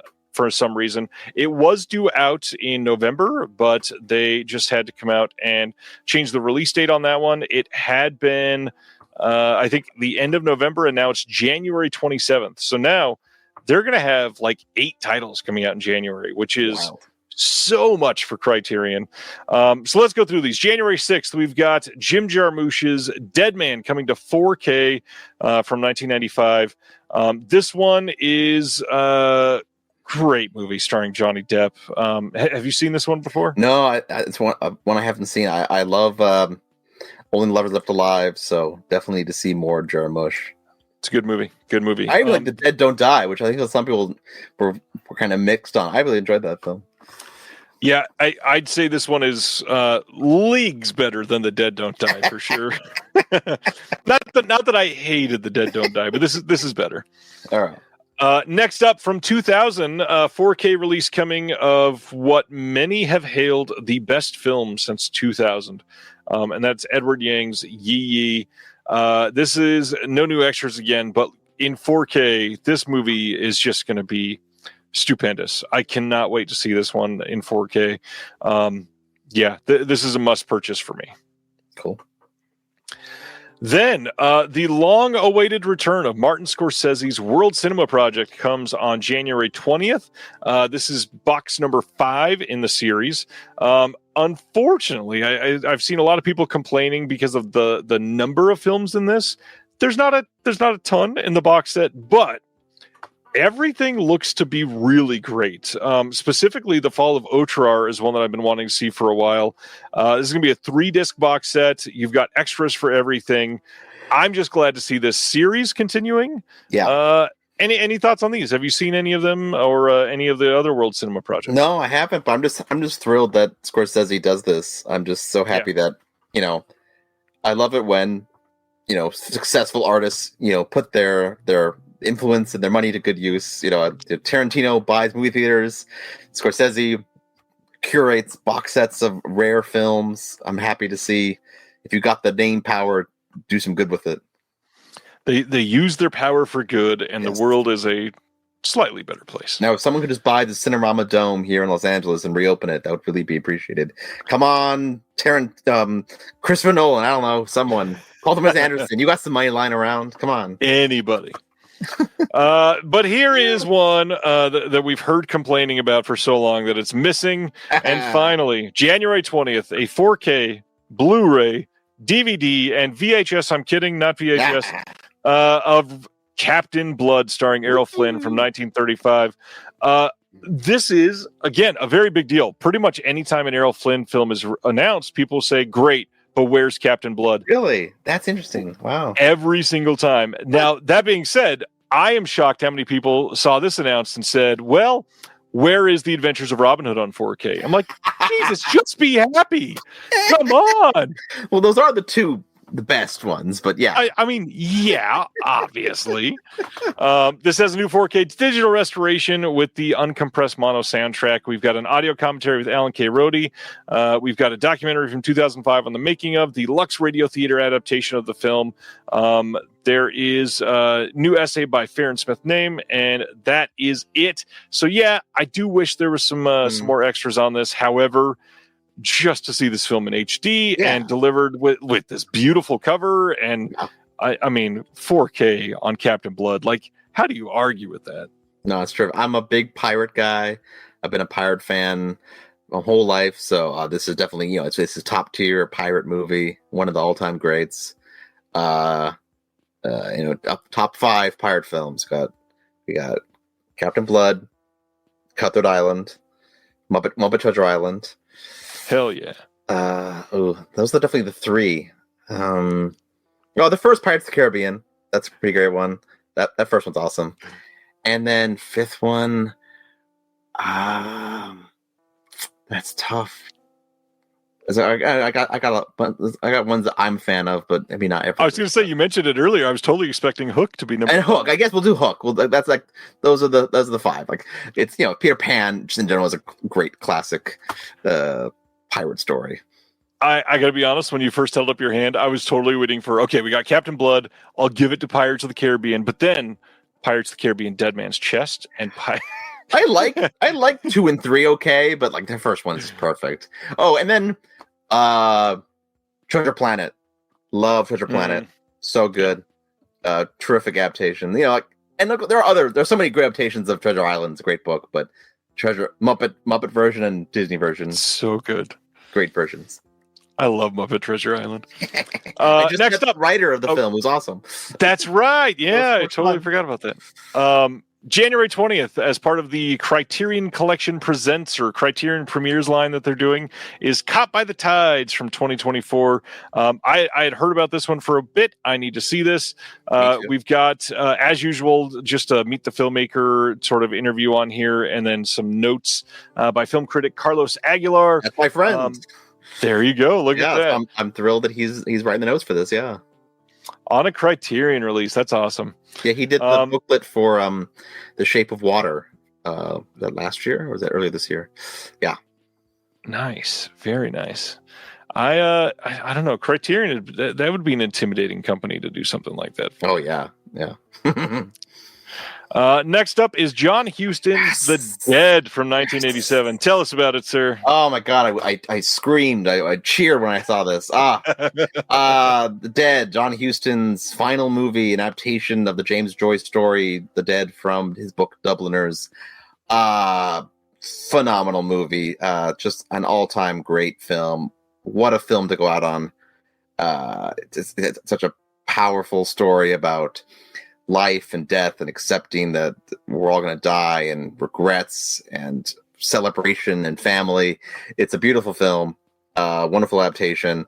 I literally just was on a friend's podcast, the Skylight Bookstore podcast this summer, talking about the film and the book, and saying, I really hope we get this should come to Blu-ray one day.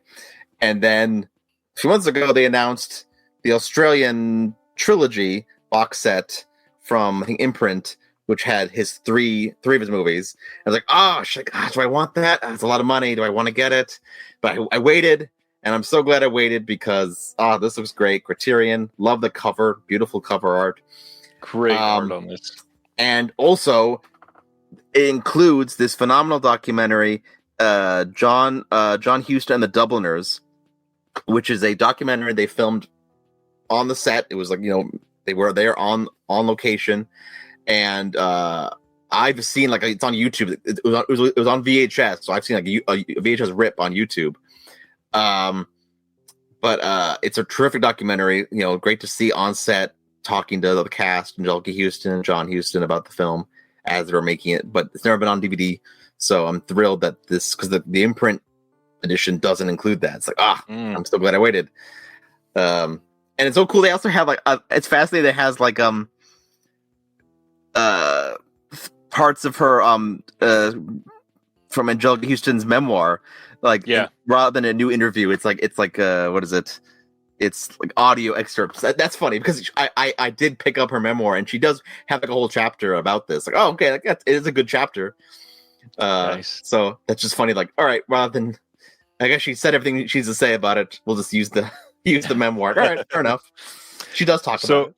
This is coming on January 20th on 4K and Blu-ray. It's a big deal. Lots of people very excited about this. And really, that documentary specifically, the fact that they could get that is pretty big for fans of this. I'm loving it because that's I'm always saddened when a new release has to drop the documentary in an interview because they couldn't get the license, couldn't get the rights to it. Like, oh no! But the fact that this is getting it, like, thank God, thrilled. Well, that was already like 6 new announcements from Criterion, and they're not even done yet. It's not even one more, but they've got like arguably the biggest title left, and that is 2004's Birth, finally coming January 27th on 4K and Blu-ray from Criterion. This is the Jonathan Glazer, and he directed, Nicole Kidman starring.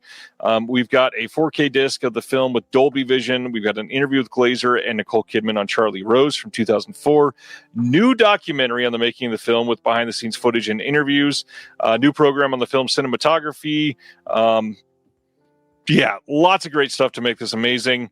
That being said, I know that I mentioned him earlier, and he made fun of me tooting my own horn. I will toot Sibner's horn. Mr. Daniel Sibner is in Birth. He helped work on the film, and so Mr. Sibner is in the Criterion Collection. Congratulations, Dan. That's awesome. Birth. Have you seen Birth? Oh yeah, it's been a while now, but this is a terrific movie, and it's so fascinating because it got very mixed reviews when it came out. A lot of people did not like it when it came out. So to see after all these years, 20 years later, now it's going in the Criterion collection. That's vindication, for all the people who believed in this movie. I think it's a terrific movie. Great performance from Nicole Kidman. Yeah, it's a big 6 months for Nicole Kidman. I mean, 2 major titles come in the Criterion collection. You dump Keith Urban. They shortened your AMC intro. Like everything is. Everything's coming up with Kidman. Yeah, but no, Yeah. she's really one of our great actresses. The fact that she's managed to keep being relevant and trying new things. Like Baby Girl last year. Like she's a daring actress who's still trying, pushing herself year after year. But this is, looking back, this is one of her best performances, I still think. Still very relevant, still great at what she does. I mean, no fault there. Yeah. Good stuff. And finally, from Criterion, we mentioned it earlier, Kiss of the Spider-Woman from 1985, getting a 4K and Blu-ray release from Criterion on January 27th. This will be the best way to see the William Hurt and Raul Julia starring Kiss of the Spider-Woman. Never seen it. I will likely purchase this because I love William Hurt and Raul Julia. Yeah. Don't know how I've never seen this, so cannot wait. Mm-hmm. No, definitely want to see this. Yeah. Terry is saying, someone give us BMX Bandits 4K. Seriously. It's on the way. Umbrella's already said that they're working on a 4K of BMX Bandits. And in the picture, she's still a fan. Like she wore the T-shirt one time. Like she's like, I'm proud of that film. Good for you. Good for you, Nicole. All these years later, and she still loves it. On Kiss of the Spider-Woman, we've got interview with Suzanne Gilles Levine, the biographer of Kiss of the Spider-Woman's author, Manuel Puig. We've got Making of Kiss of the Spider-Woman from 2008, a feature-length doc. We've got a short program on Puig. We've got an essay by B. Ruby Rich. Just very, very curious to check this one out for sure. Yeah. All right. That is Criterion. Next, we got a Ghost in the Shell 4K Steelbook coming over in the UK on December 1st. There's a couple options for you for characters. They've got like 2 different colors to choose from, so make sure you're looking at those depending on which one you want. And looks like a fun release if you like Ghost in the Shell. Terrific film. Excellent classic anime. Really great. I've heard it's amazing. I've still never had a chance to see it. And the sequel is great too. Oh, I didn't even know there was a sequel. Yeah, Ghost in the Shell 2 Innocence. Also really great. This next one, this is the first time that we have seen one of these in a long time, and I do kind of want to highlight this for a minute because I tend to shit on VCI a lot. Now, VCI has done a lot of rough things over the years as far as half-assing many of their discs, but I will say their classic Mexican cinema line is one of the best things they've ever done, and they've not released any on the line in a long time. So here we got January 20th. They're putting out The Body of Crime, also known as El Cuerpazo del Delito. This is from 1970. There's no extras on this, but it is a comedy told in 3 episodes, and that alone seems interesting. Nobody else is going to be putting out a Mexican comedy from 1970. I will absolutely be buying this. I will absolutely be watching this. If you are into checking out world cinema and specifically world cinema comedies, which don't get a lot of love because a lot of times comedy does not do well with international audiences. But I will absolutely watch this. That's a good point, actually. You're right. No, very cool. Yeah, cannot wait. Next up, this year's Dead of Winter coming to Blu-ray on December 9th from Vertical Entertainment. This is the Emma Thompson kind of survival crime horror thriller. I don't know how to explain this one. I liked this one. I didn't love it, but Emma Thompson was great in it.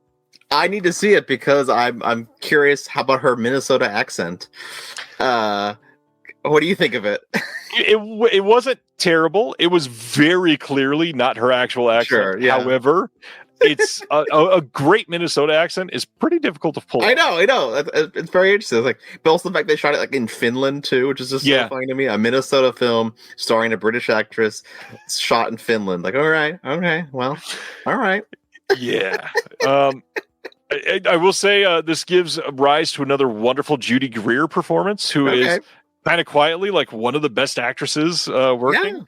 I was just stoked to see what she did with this. So yeah, check out Dead of Winter. And then another one that we've not heard from in a while, Cinema Guild, putting out a Blu-ray on December 16th of Hong Sang-soo's In Our Day from 2023. I've only ever heard great things about this one, have not had a chance to see it because Hong Sang-soo releases, it seems like a movie every 4 days. Every 4 days, my God. This one is going to have a conversation with Ki Ju Bong and Ki Do Young. There is a trailer on here and a booklet with an essay by Matias Pinheiro. And reversible art. This is a Korean film, and it's supposed to be great. Yeah. Have not seen it. Next, celebrating a 100-year anniversary in the 100th anniversary edition, even though it's only coming out 99 years after it came out.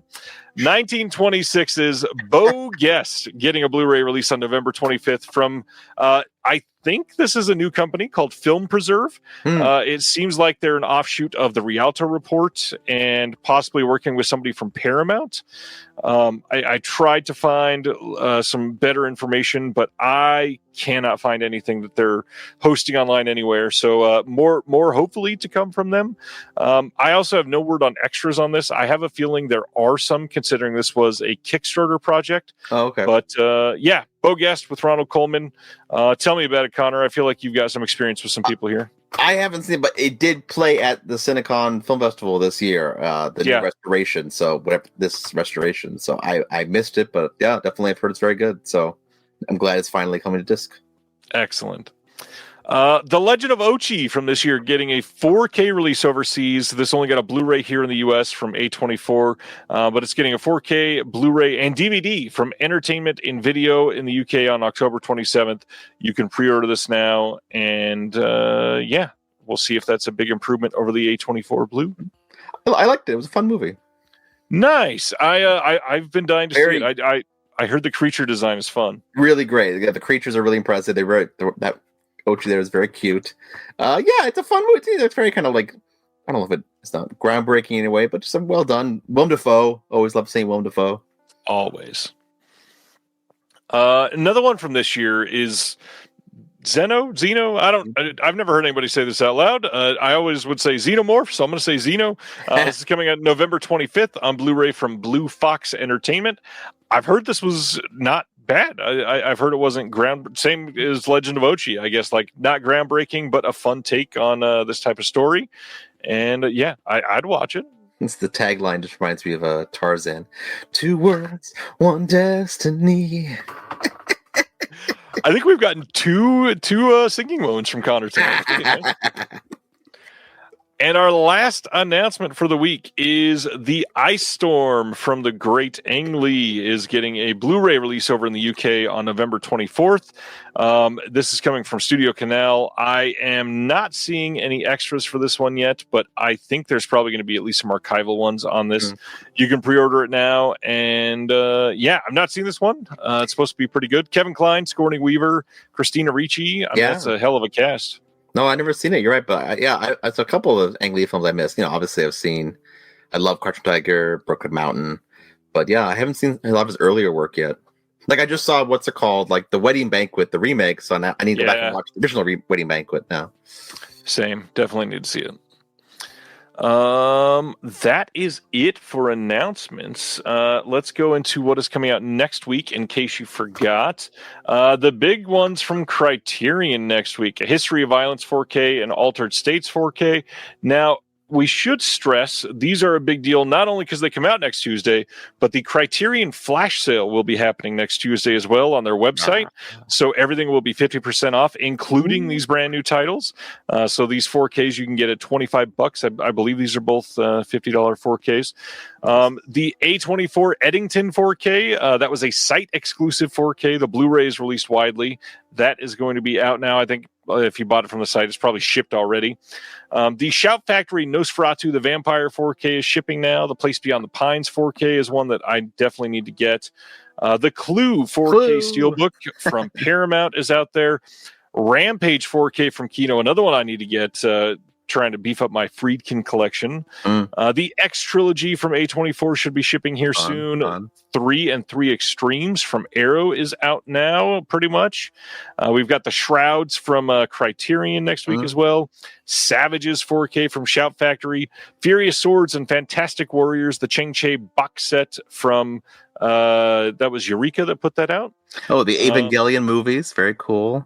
Yeah. Yep. Are those the first release of that, or are those re-released? They're re-released. Yeah, they were released by a different company. Now G Kids, I believe, is re-releasing them. Yeah. Yep. Yeah. We got the Radioland Murders from Kino. My vote for worst cover art in a long time, Relay, is coming out next week. I really enjoyed the movie, but man, these aren't even like properly photoshopped. I feel like it was done in like MS Paint. It's pretty bad.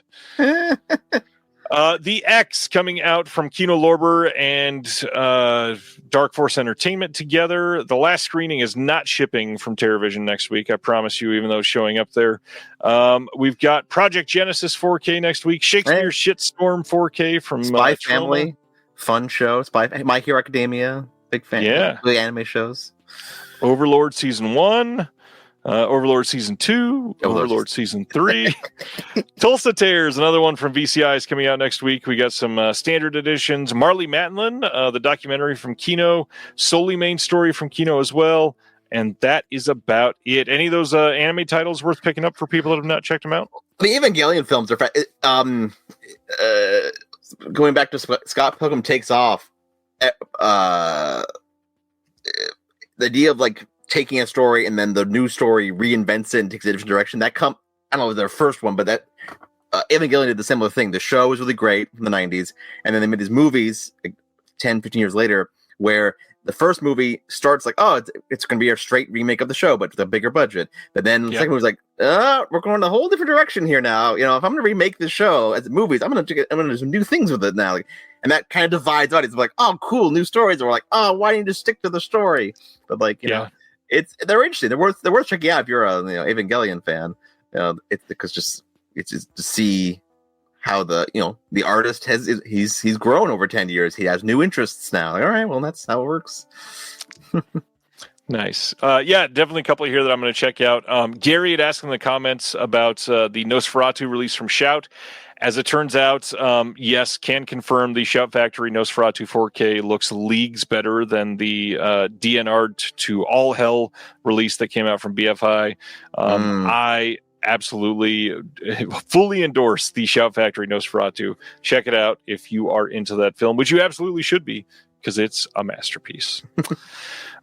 Tonight, because it's October, we are talking about obscure horror recommendations. So things that are not usually brought up in lists like this or in, I don't know, fancy TikTok recommendation videos or top 10 releases in 1982 or whatever. These are ones that tend to be overlooked, forgotten, smaller. Many of these have probably gotten physical media releases at some point or still available. Check them out if they are. But we're going to be going back and forth, sharing a handful of them. Connor's got a few extra that I don't. So, Connor, why don't we do your first two? Sure. Yeah, it was definitely hard to narrow it down. So I was thinking, what is obscure? How do you define obscure? It's a tough thing to define. But first of all, honorable mention. It's not a horror film per se, but my favorite Halloween film, obscure Halloween film, is The Halloween Tree, the animated TV film from the 90s, Ray Bradbury adaptation. Love that film. Kind of my personal favorite, Halloween watch. That and Something Wicked This Way Comes. Just two great Bradbury adaptations. They're not really scary per se, but they're just really autumnal and spooky and Halloweeny. So definitely worth seeing. Something Wicked is getting a bunch of attention lately. I think it just showed up on streaming for the first time or something. Disney Plus. They finally put it on Disney Plus. It was available. You could buy it from iTunes, but they finally put it on Disney Plus, which is always guys, you have Disney Plus. Why did it take you 6 years to upload it? Did you forget to click upload? What happened? You own the movie, Disney. Why was it taking you 6 years? Ridiculous. You own the rights. Just press the button already. But let me think. Here's one definitely in the same vein as Something Wicked as It Comes, we got Company of Wolves. Great movie. Very fantastical, dreamlike, in the woods kind of film. Yeah. Once again, I wouldn't know it's entirely scary per se, but it's got werewolves, it's got gore. There's an amazing scene where a werewolf transformation where the wolf literally comes out of his mouth. Incredible scene.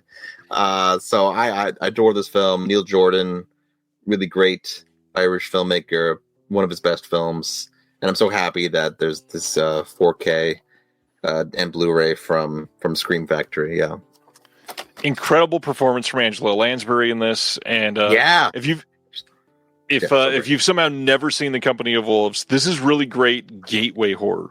This is one that's also on my list for my kids right now. Definitely. Because there's like nothing offensive about this whatsoever. It is perfectly benign. Yeah. No, so yeah. All right, you go. Okay, I've only got 5, so after this one, I'll let you do 2. Okay. I went and grabbed 1 because the last time I showed this was a few years ago on the show, and people had never seen this. I think this is, yes, it's a German release from NSM Records. This is a movie that came out, what years? I think it's like 2008. You're going to recognize a lot of the names associated with it, but many people have still not seen this. And I had to talk about this wonderful release of The Midnight Meat Train. This movie is so well done. It is a movie starring Bradley Cooper in a genuine horror movie about this weird thing that happens on a subway in New York after hours. There's a lot of blood. There's some creatures. This movie is great and not ever really discussed in the pantheon of like great creature films or even like great horror movies from the 2000s and beyond. I definitely think Bradley Cooper can act, and so he did very well in this. There's a couple other faces that you recognize. You'll probably recognize the director. It's Ryuhei Kitamura. He's done a handful of other movies that you've definitely seen. I love The Midnight Meat Train. Have you seen this one? No, I definitely heard of it, but but you're right. Like now it feels almost like, oh, Bradley Cooper's in a horror film. It's one of those things like, right. Sadly, it's one of those things like once you become famous, you don't go horror's like a step down. It seems almost like, I'm happy he made at least one horror film before he became super famous, just like Johnny Depp has Nightmare on Elm Street. It seems like most people have at least one, and I always love that. Yeah. Mm-hmm. I think it's smart. If you're an actor, you should do a horror film because no matter what, horror fans will remember you for the rest of their lives. They will always. So you should always do a horror film as an actor because you never know. You need to sign autographs. Horror fans will want your autograph. Sibner has reminded me through that whole thing. I did not say, but it is written by Clive Barker as well, which is a pretty big selling point. Yeah. So. I don't know if it's obscure, but like Rawhead Rex. I'm a big fan of Rawhead Rex. I think it's a fun movie. It's silly, perhaps, but it's enjoyable. All right. Cheers. I'll do kind of 2 together. 2 films kind of about like questioning reality and what's real and what's not. Paper House and They Look Like People. They Look Like People is good. Yeah, They Look Like People really great. I saw this at Slam Dance. I was there. I think I was there, or I saw it right afterwards. But really great film about this 2 friends, and one of them starts thinking that there's forces at work. And he's like paranoid. Is he paranoid? Is he actually depicting? He believes people are shapeshifters, and like, is he right? Is he crazy? Really kind of creepy. Very low budget. Well done indie film. Happy it's on Blu-ray now from Yellow Veil Pictures. Yeah. And then Paper House. This is the first film from the director of Candyman, Bernard Rose. Really terrific film based on, I believe it's based on a book, but about a girl who starts, she starts having dreams about what she draws. She draws a house, and then she has a dream about a house, and she dreams of the boy in the window, and then she goes back to the dream, and the boy's there, and the boy says, "We're in danger. Like, why are we in danger?" And starts turning this into this nightmare. Really phenomenal film. And I believe it's on DVD in the US, but this is the French DVD, which has like interviews and more special features. So I really think it needs a American Blu-ray release. It's really overdue because it's a phenomenal film. If you like Candyman it's not that same kind of like dream-like horror to it, but just with children. I had heard of this at some point, I think, and I totally forgot this existed. Yeah, I wanted to see this ages ago, and I don't remember this ever popping up on streaming or physical media, really like widely popular or anything. There's also the German Blu-ray. So it's out there, but I really think it's overdue. I would love to see Vinegar Syndrome or Severin. I think would do a great job with it. I imagine so. I mean, yeah, maybe. I got to admit, over the last few years, with Severin's deep dive into folk horror, especially international folk horror, I have fallen in love with folk horror time and time again. I feel like every few months I'm discovering a new favorite. And there's one that does not get a lot of attention because people don't typically go to Indian films. But I really wanted to bring up 2018's Tumbad. This movie is so underrated, so underseen. It is bloody. It is genuinely scary. It is like this creepy folk horror around a guy that's obsessed with gold. And there's a lot of like a message about exploiting the earth in this, and it's a really interesting take on folk horror, and I hope people see it.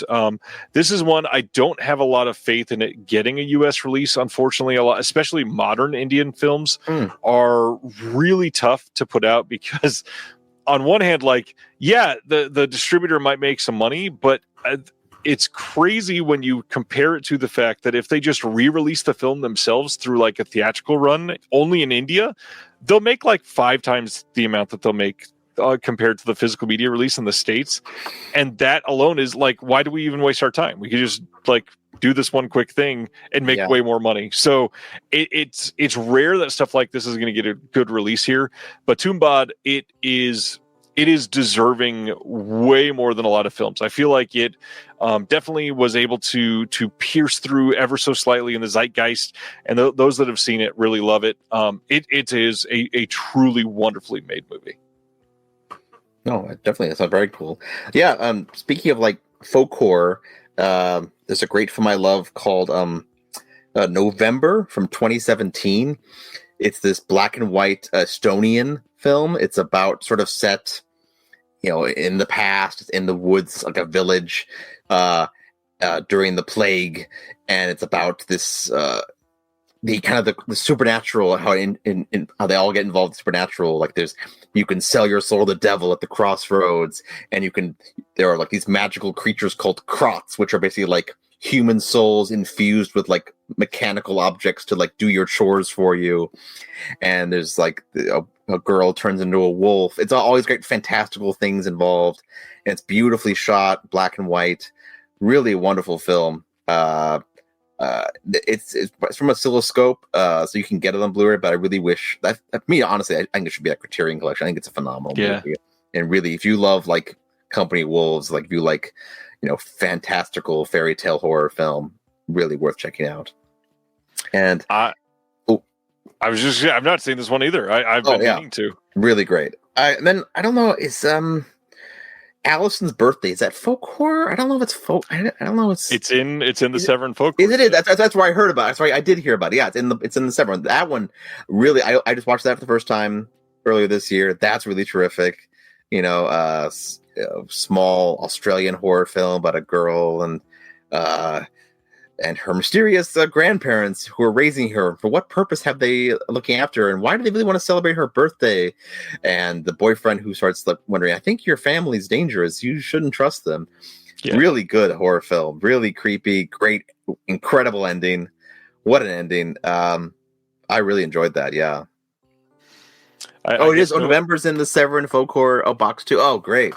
I think Eureka released it as well in the UK. Excellent. Yeah, terrific. That's good to hear because but yeah, folk horror. You're right. But you're right. Folk horror. Yeah, definitely. You're right. It's folk horror because like the whole like we reveal like there's like the pagan ancestry to the film. Yeah, so that's cool. I like that a lot. My next one is one that I swear I hear nobody talking about anymore, but I feel like a lot of people, if they see it, would feel like this immense nostalgia for like early 2000s horror comedy in a way. So picture this: Texas Chainsaw Massacre plus Jeepers Creepers without a pedophile director plus Duel. It's good. And you get 2003's Monster Man. This is about two individuals driving this giant ass truck. It is funny. It is creepy. It is well made. It is kind of like similar to Tucker and Dale versus Evil in a few ways, because there's like some we actually have no idea what's going on aspects to the film. Monster Man is quite silly, and I think that's one of the reasons why it gets overlooked. But watching it back now, it is so much more of what I appreciate, because back, before, like, we started to lose it in like 2000 or 2001, but by about 2004 or 5, everything was just, we have to make everything for the cheapest amount possible. So we're not going like to any interesting looking locations. We're making this for as cheap as we can with, like, I don't know, my grandma's backyard for the setting or something. But Monster Man looks good. It is fun. I think this got a Blu-ray release from Wicked Vision in Germany, and I feel like 101 Films may have put it out at some point, but I've not verified that one. It is so good. It is definitely underseen. Highly recommend Monster Man. It is genuinely fun. Cool. Well, that's great. Yeah. Speaking of like really kind of low budget ones, One Bedroom or One BR. Have you ever heard of this? I think I have a bootleg of that. But yeah, this one's fun. I'll shout out, toot my own horn here. I'm on this one actually. Oh, nice. On the special features, because I had a podcast called 1 Week Only with my friend Carlos. We specialized in reviewing small indie films and international films. So I saw this at Beyond Fest here in LA back in 2019, and then I interviewed the filmmaker for my podcast, an audio interview, and then they said, "Hey, we're doing the Blu-ray. Can we put your audio interview on the Blu-ray?" It's like, "Oh, sure, No I'm way. thrilled." So yeah, that's I'm on the Blu-ray here. So that was pretty funny. Yeah, but this is not the one I was thinking of, by the way. Oh, This okay. is not the one. Yeah, as soon as you said that, I was like, no way that this is the one. No, this one is about a girl, a young woman who moves to Los Angeles and finds an apartment, 1 bedroom, and she starts and it seems perfect. It's a lovely apartment building. Everyone's friendly. They do barbecues in the patio, and then like, wait, maybe there's something wrong here. I don't want to spoil it, but like, wait a second, everyone's a little too friendly. What's going on here? Very economical. This is all in one building. Smart use of minimal resources. Very cool, good ending. Yeah, so really just looking for clever, low budget horror filmmaking. Definitely worth checking out. Well, it is in my Amazon cart, and I will be watching it soon. That's awesome that you're on the disc. That's cool. Yeah. Another one. Going back to international horror, I think it's good to point out international horror films. Tigers Are Not Afraid. Have you seen that? Love that movie. Yeah, that's God, I love that movie. That's so good. I feel like, once again, people know about it, but if you haven't seen it, Tigers Are Not Afraid, Mexican horror film by Isa Lopez. She did the new season of True Detective, but this is like her breakout film about children trying to survive with like dealing with cartel violence, and then it takes some supernatural twists and turns. Really good, really creepy, really excellent film. So if you haven't seen that, definitely worth checking out. Some of the best child performances of the last excellent. 20 years by far. Yeah. Mine, this is probably like the least obscure one on my list, but I really wanted to bring out this one because I think it's getting forgotten in the whole like 2009 to 2016, when we had this giant glut of found footage films that were either really awful or like passable at best.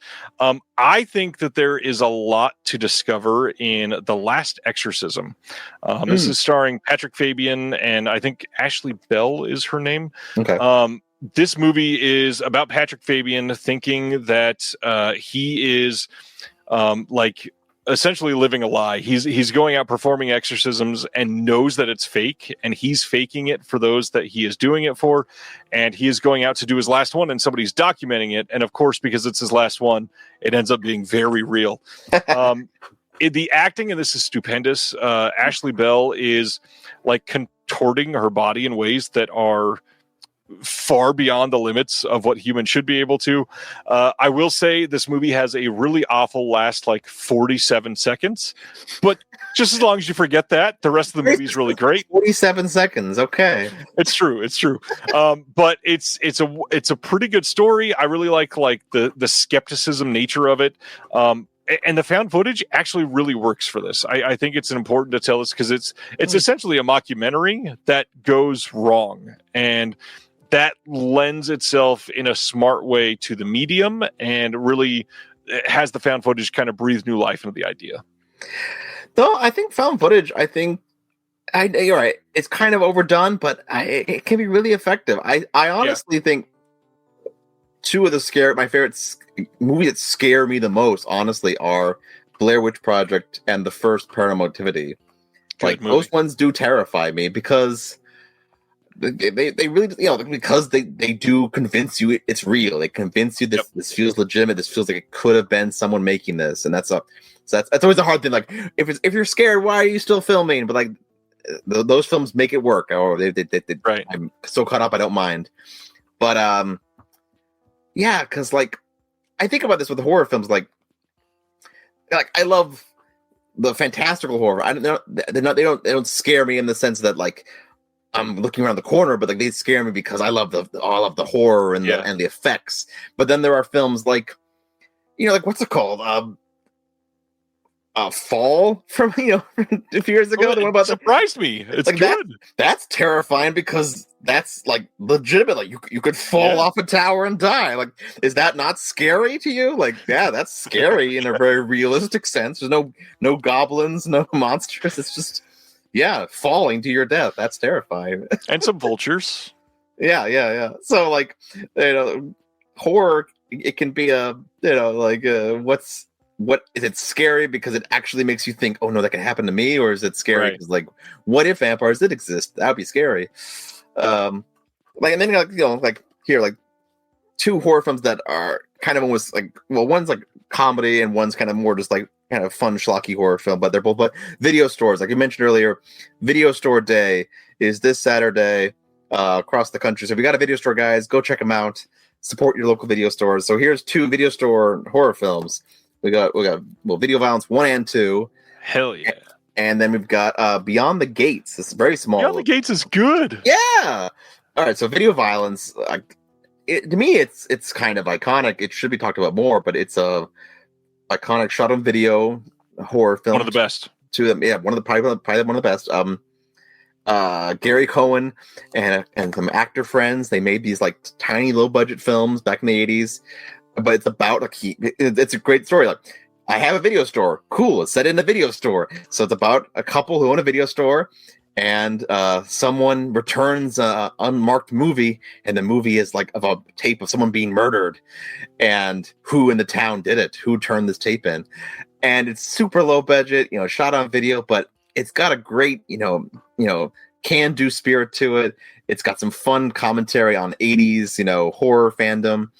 And the whole idea was like he had parents who come in like, does the film have any violence in it? I want for my kids, but no violence. Oh no, well yeah, is there any sex in the movie? I can't have any sex. Well yeah, there's no sex in the movie, but it's got tons of violence. Oh, violence is fine as long as there's no sex in the movie. It's okay. Like it's so messed up. Your morality is so weird. So you want to make the film pointing that out. And then number two, Violence 2 is so much fun. Like it's also like goes even further into like a found footage movie almost. It's like a really good, terrific. I'm happy it's available now from TerraVision. And then Beyond the Gates, two brothers inherit their family's video store and find out that their dad's soul might be trapped in a evil VCR board game.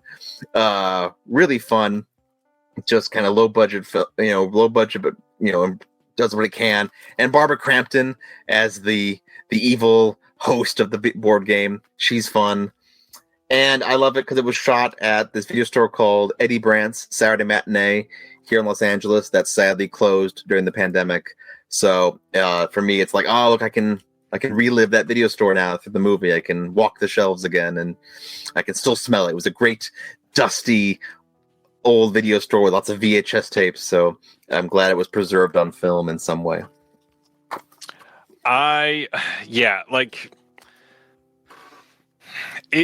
It's not like an amazing movie. It's clearly very low budget for a modern horror movie.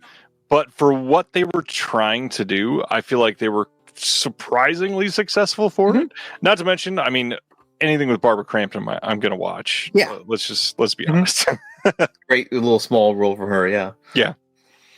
All right. My last one that I wrote down is by far the funniest one on my list. I really love this one. With some weird like nostalgia glasses on it now, which is hilarious because it's not old. This is from like 2019 or 2020, I think. This is a movie that I went and got foot surgery, and I was laid up for a week and in just a rotten mood, and put this movie on, and it changed the tone of my entire week. And that is the movie Benny Loves You. This is a splatter horror comedy, essentially like Child's Play done to the extreme, in a way that is a doll coming to life. And I will pan the camera ever so slightly. This red creature at the top here is actually Benny. I could probably pull it down. He's hanging out under Animal. He's always watching over the show. He is hilarious. He's got like a bunch of little catchphrases. I think the movie is completely underseen.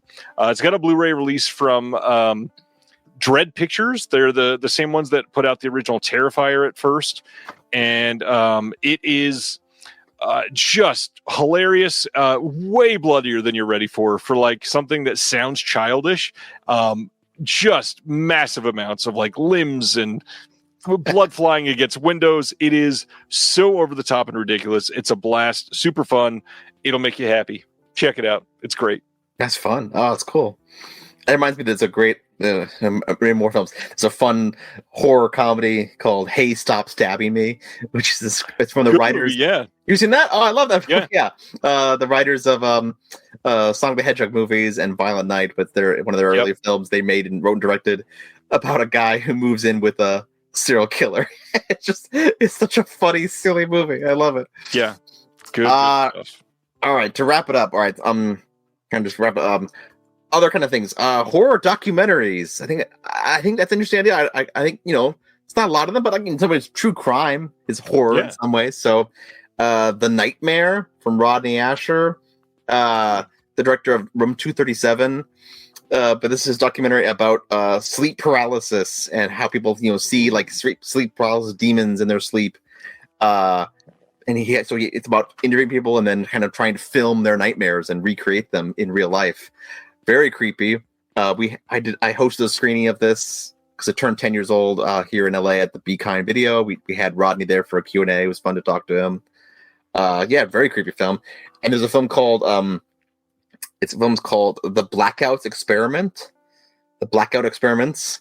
It's a documentary about people who really love being scared. So there's a company you can sign up for where like you waive all rights to your safety, and they will literally kidnap you and take you to a haunted house in the middle of nowhere. And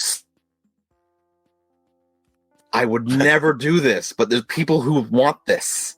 Right. Like you can tell them I'm scared of snakes, and they'll purposely make it all about snakes just to make it as scary as possible. Why would you want this? But it's a fascinating documentary. And so that's a scary documentary. I think it's an interesting little, you could say it's a subculture. It is. And then finally, animation. I love animation. So there's a film called Wicked City. It's by, what's his name? His name is Yoshiaki Kawajiri. He's the director of Ninja Scroll. And he also did a film, Vampire Hunter D Bloodlust, which is also really great. But Wicked City is one of his first films. I think it's his first film. It's a film about there's the human world and the demon world, and it's about two cops from both sides, a human cop and a female demon, who has team up to save both their worlds from like being destroyed by darkness. And it's got lots of great gnarly monsters and body horror. Because I feel like anime these days, there's a lot of like, I feel anime has a perception of, these days, of being like, it's all about high schoolers and action, like Naruto or One Piece, like fun action shows or high schoolers. Like anime in the 80s and 90s used to have like even Ghost in the Shell, adults and horror and violence. Like there's there's still some of that today, but I think there was definitely a different kind of anime being made back then. So if you like really dark R-rated anime, check out Wicked City. And then finally, once again, not super underrated these days, but Perfect Blue, you talked about it last week, and I was like, no, I have to buy it again because this is the UK Anime Limited box set with the storyboards. It's the Blu-ray, but it comes with the whole storyboards. So now I'm like, do I need to buy the 4K now too? God damn it. But Perfect Blue, Satoshi Kon's first film, a terrifying thriller about a young singer turned actress who is being stalked online, and she's not sure who the stalker is. They're basically trying to take over their life.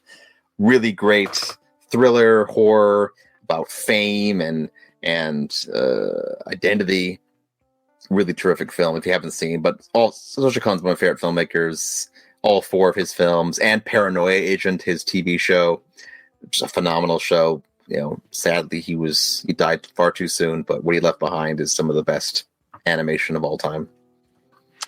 Yeah, I love this movie, and it's one of like less than 5 anime films I've ever seen. Oh wow, okay, all right. So what have you seen?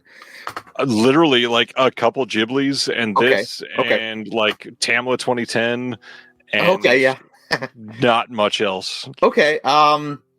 So do you like what you've seen though? Do you like the Ghibli you've seen? And yeah, I mean it's Ghibli. Like he's a master. You've only seen a couple though. So what have you seen? You've seen Totoro?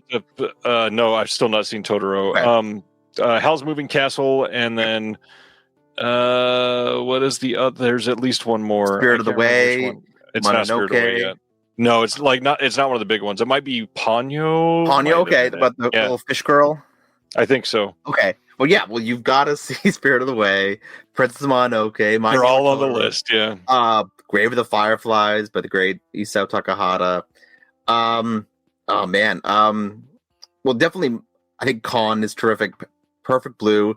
Then you've got Millennium Actress, which is like an actress looking back on her life and her career. Really beautiful look at like 20th century Japanese cinema. Then you've got Toku Godfathers. 3 homeless people find a baby in a dumpster, and they have to try and find its mother. Really, on Christmas Eve. Really cool, fun Christmas movie. And then his last film, Paprika, about a scientist who makes a machine where you can enter other people's dreams, and of course, someone steals it and starts turning dreams into nightmares. So cool. What's his name? Mamoru Hosoda is a great anime director. He has a film called Summer Wars about basically it's like, what if an AI got into Facebook and started messing with Facebook and like finding everyone and logging people out and finding their house codes and turning off the water and messing with nuclear warheads. Like very, very relevant film made 20 years ago. Wolf Children, about a woman who gives birth to 2 children who can shapeshift between wolves and humans, and how she has to raise them by herself because the husband died. Really beautiful film about motherhood and raising kids. Mind Game by Masaki Yuasa. It's a crazy film, but 3 people will get swallowed by a whale and have to rethink their lives and if they want to escape or if they can escape. Oh man, and I love anime, so yeah, there's so many great anime out there. We found the spot for you. Nice. What else? Oh my god, there's so much else there. Your Name. That's a great one. You should check out. Have you heard of Your Name? Oh yeah. Okay. Many times. Your Name's a great one. That one. Everyone can enjoy that one. Time. Sort of a body swap. High school fantasy romance. Really great. I need to just I'd love to marathon through a bunch of these. Sure. But the big thing is now, instead of me getting withheld from, I want to be able to share them all with the kids. I mean, Oh, sure. being able to be raised on Ghibli, yeah. Yeah, but Totoro, Ponyo, Kiki. Yeah. I think I didn't really grow up with Ghibli myself, actually. Like, I grew up with Disney films and Pixar films. I didn't discover Ghibli until maybe high school, actually. So I came in late. Yeah. I wish I had grown up with Ghibli more, because now it's my favorite films, my favorite filmmakers. But I think those are some of the best things you could ever show to a kid. Excellent. This has been a fun topic. I think the obscure things brings out so many different sides, because it's easy to talk about which Halloween is the greatest, but to find stuff that is buried below the surface is not something we always go to. And many of these, like Monster Man, I haven't even thought about Monster Man in ages, and that movie is so fun. Yeah. No, I think and I think that's why a lot of times when I'm looking for movies to watch, I'm looking for those like obscure cult films. I want to find a movie that show me a movie that has devout fan base, and I want to join that fan base. Hopefully, I love the movie too, and I can be part of that fan base, because I keep meaning to watch the Halloween sequels. I love Halloween, but I've only seen Halloween 1 and Halloween 3. I've never watched it. I've always heard they're mixture, they're good, they're bad, whatever. All right, well, fine. I don't need to see those by now. I'm going to check out some obscure stuff. I'm going to find those hidden gems. That excites me more usually. So I think looking for I just watched Kenny and Company recently, which is not really a scary film, but it's a film about two teenage Halloween boys. Related. Yeah, it's about set in October, and they go trick or treating at Halloween, and about friendship and growing up, and it's a fun little movie. Where's our Blu-ray people? Come on! I know I had to watch it on YouTube because on a VHS rip, because I'm hopefully one day that gets an actual proper release. So yeah. Good movie. On that note, and speaking of exciting things, what are you doing for Video Store Day? Anywhere that you got plans for? Oh, well, if anyone's here in LA, I'll be at Vidiot's. Vidiot's is doing they've got a whole bunch they're doing a sale of got a whole bunch of VHS and Blu-rays they have for sale in their lobby, and then they're going to show 3 Video Store movies. They're going to show The Watermelon Woman, which is a phenomenal, great film about queer Black filmmakers, and also set mostly in a video store. Then we've got Ghost World. Love that film. And it has a great scene where they go to a chain video store and complain about there's nothing to watch. And then they're going to show Scream, which of course has what's his name, Jamie Kennedy working in a video store and yelling at the customers for not knowing things. So good, 3 good choices for video store movies, because obviously, have you seen Video Heaven, the documentary? I have not finished it yet. I was given a screener. I saw half of it, and then my screener expired. Oh no! So I need to be able to see it. But speaking of that too, I should say, and I don't even think I've said this to you yet. You're the one that got me hooked on the movie I Love Movies. Hey! I saw you talk about it and immediately went, I need to check this out. And I watched it and got enamored with it. That movie is first off, so Canadian. I love it. But so freaking wholesome and relatable in the most autistic ways. I love that movie so much. Everybody needs to watch I Love Movies. Oh, I love it. Yeah. Just a great story about this, and definitely an extremely relatable story about being an awkward teenager and finding solace in movies.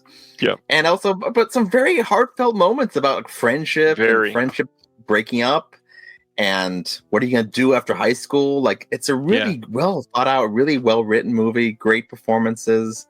Yeah, I'm just a huge fan of that film. I'm happy it's it's out there, you can get it. It's on DVD, it's on streaming, but I wish people would check it out, because it's just a wonderful film. It's worth it. But since Connor's here, I will happily stress, please go check out Video Store Day this weekend. Wherever you are, there's probably somewhere within, I don't know. It might be a long drive. We'll say 90 minutes for some people, probably.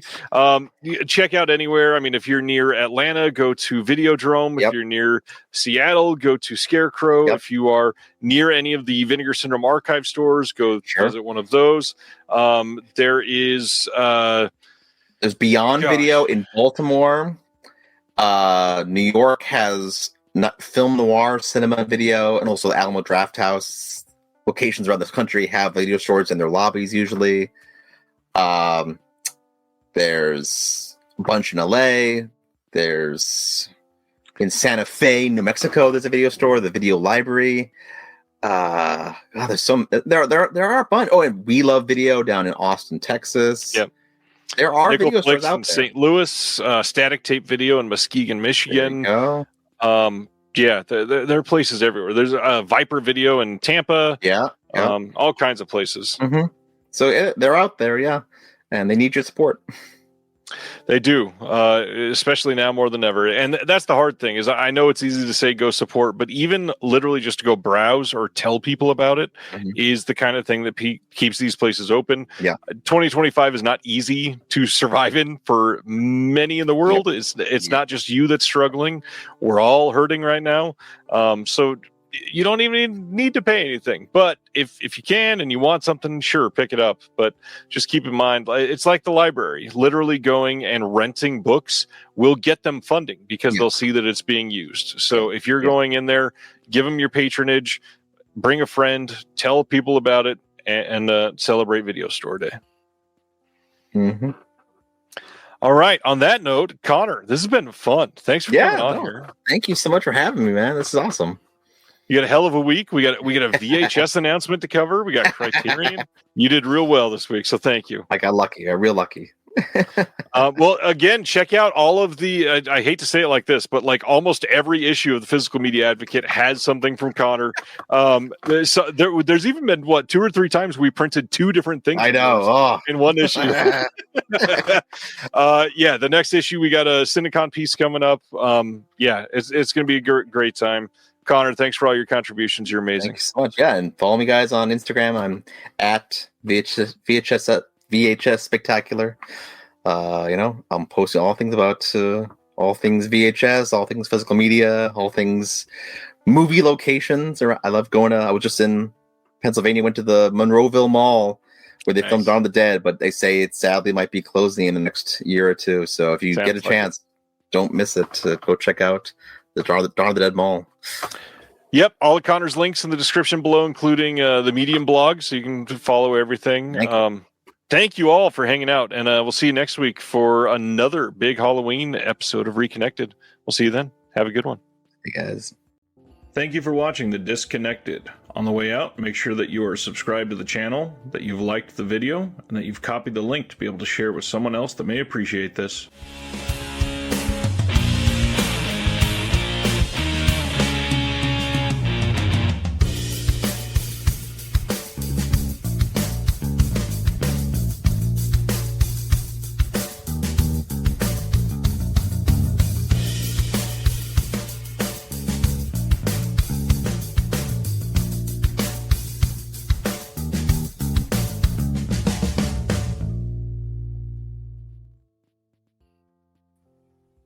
Hello, my name is Kevin Tudor, and I'm one of the 3 hosts of Almost Major, a film podcast dissecting many major indie studios and the films they release. Every week, myself, Charlie Nash, and Bryden Doyle discuss overlooked, forgotten, or bona fide classic indie films via studio-specific miniseries. We've previously covered numerous films from Artisan Entertainment, Lionsgate Films, and New Line Cinema. Titles including The Blair Witch Project, American Psycho, Dogville, But I'm a Cheerleader, Saw, Requiem for a Dream, and Ringmaster, the Jerry Springer film.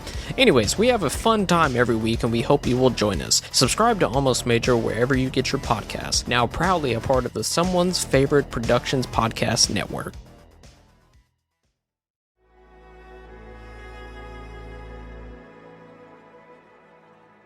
Thank you for listening. To hear more shows from the Someone's Favorite Productions podcast network, please select the link in the description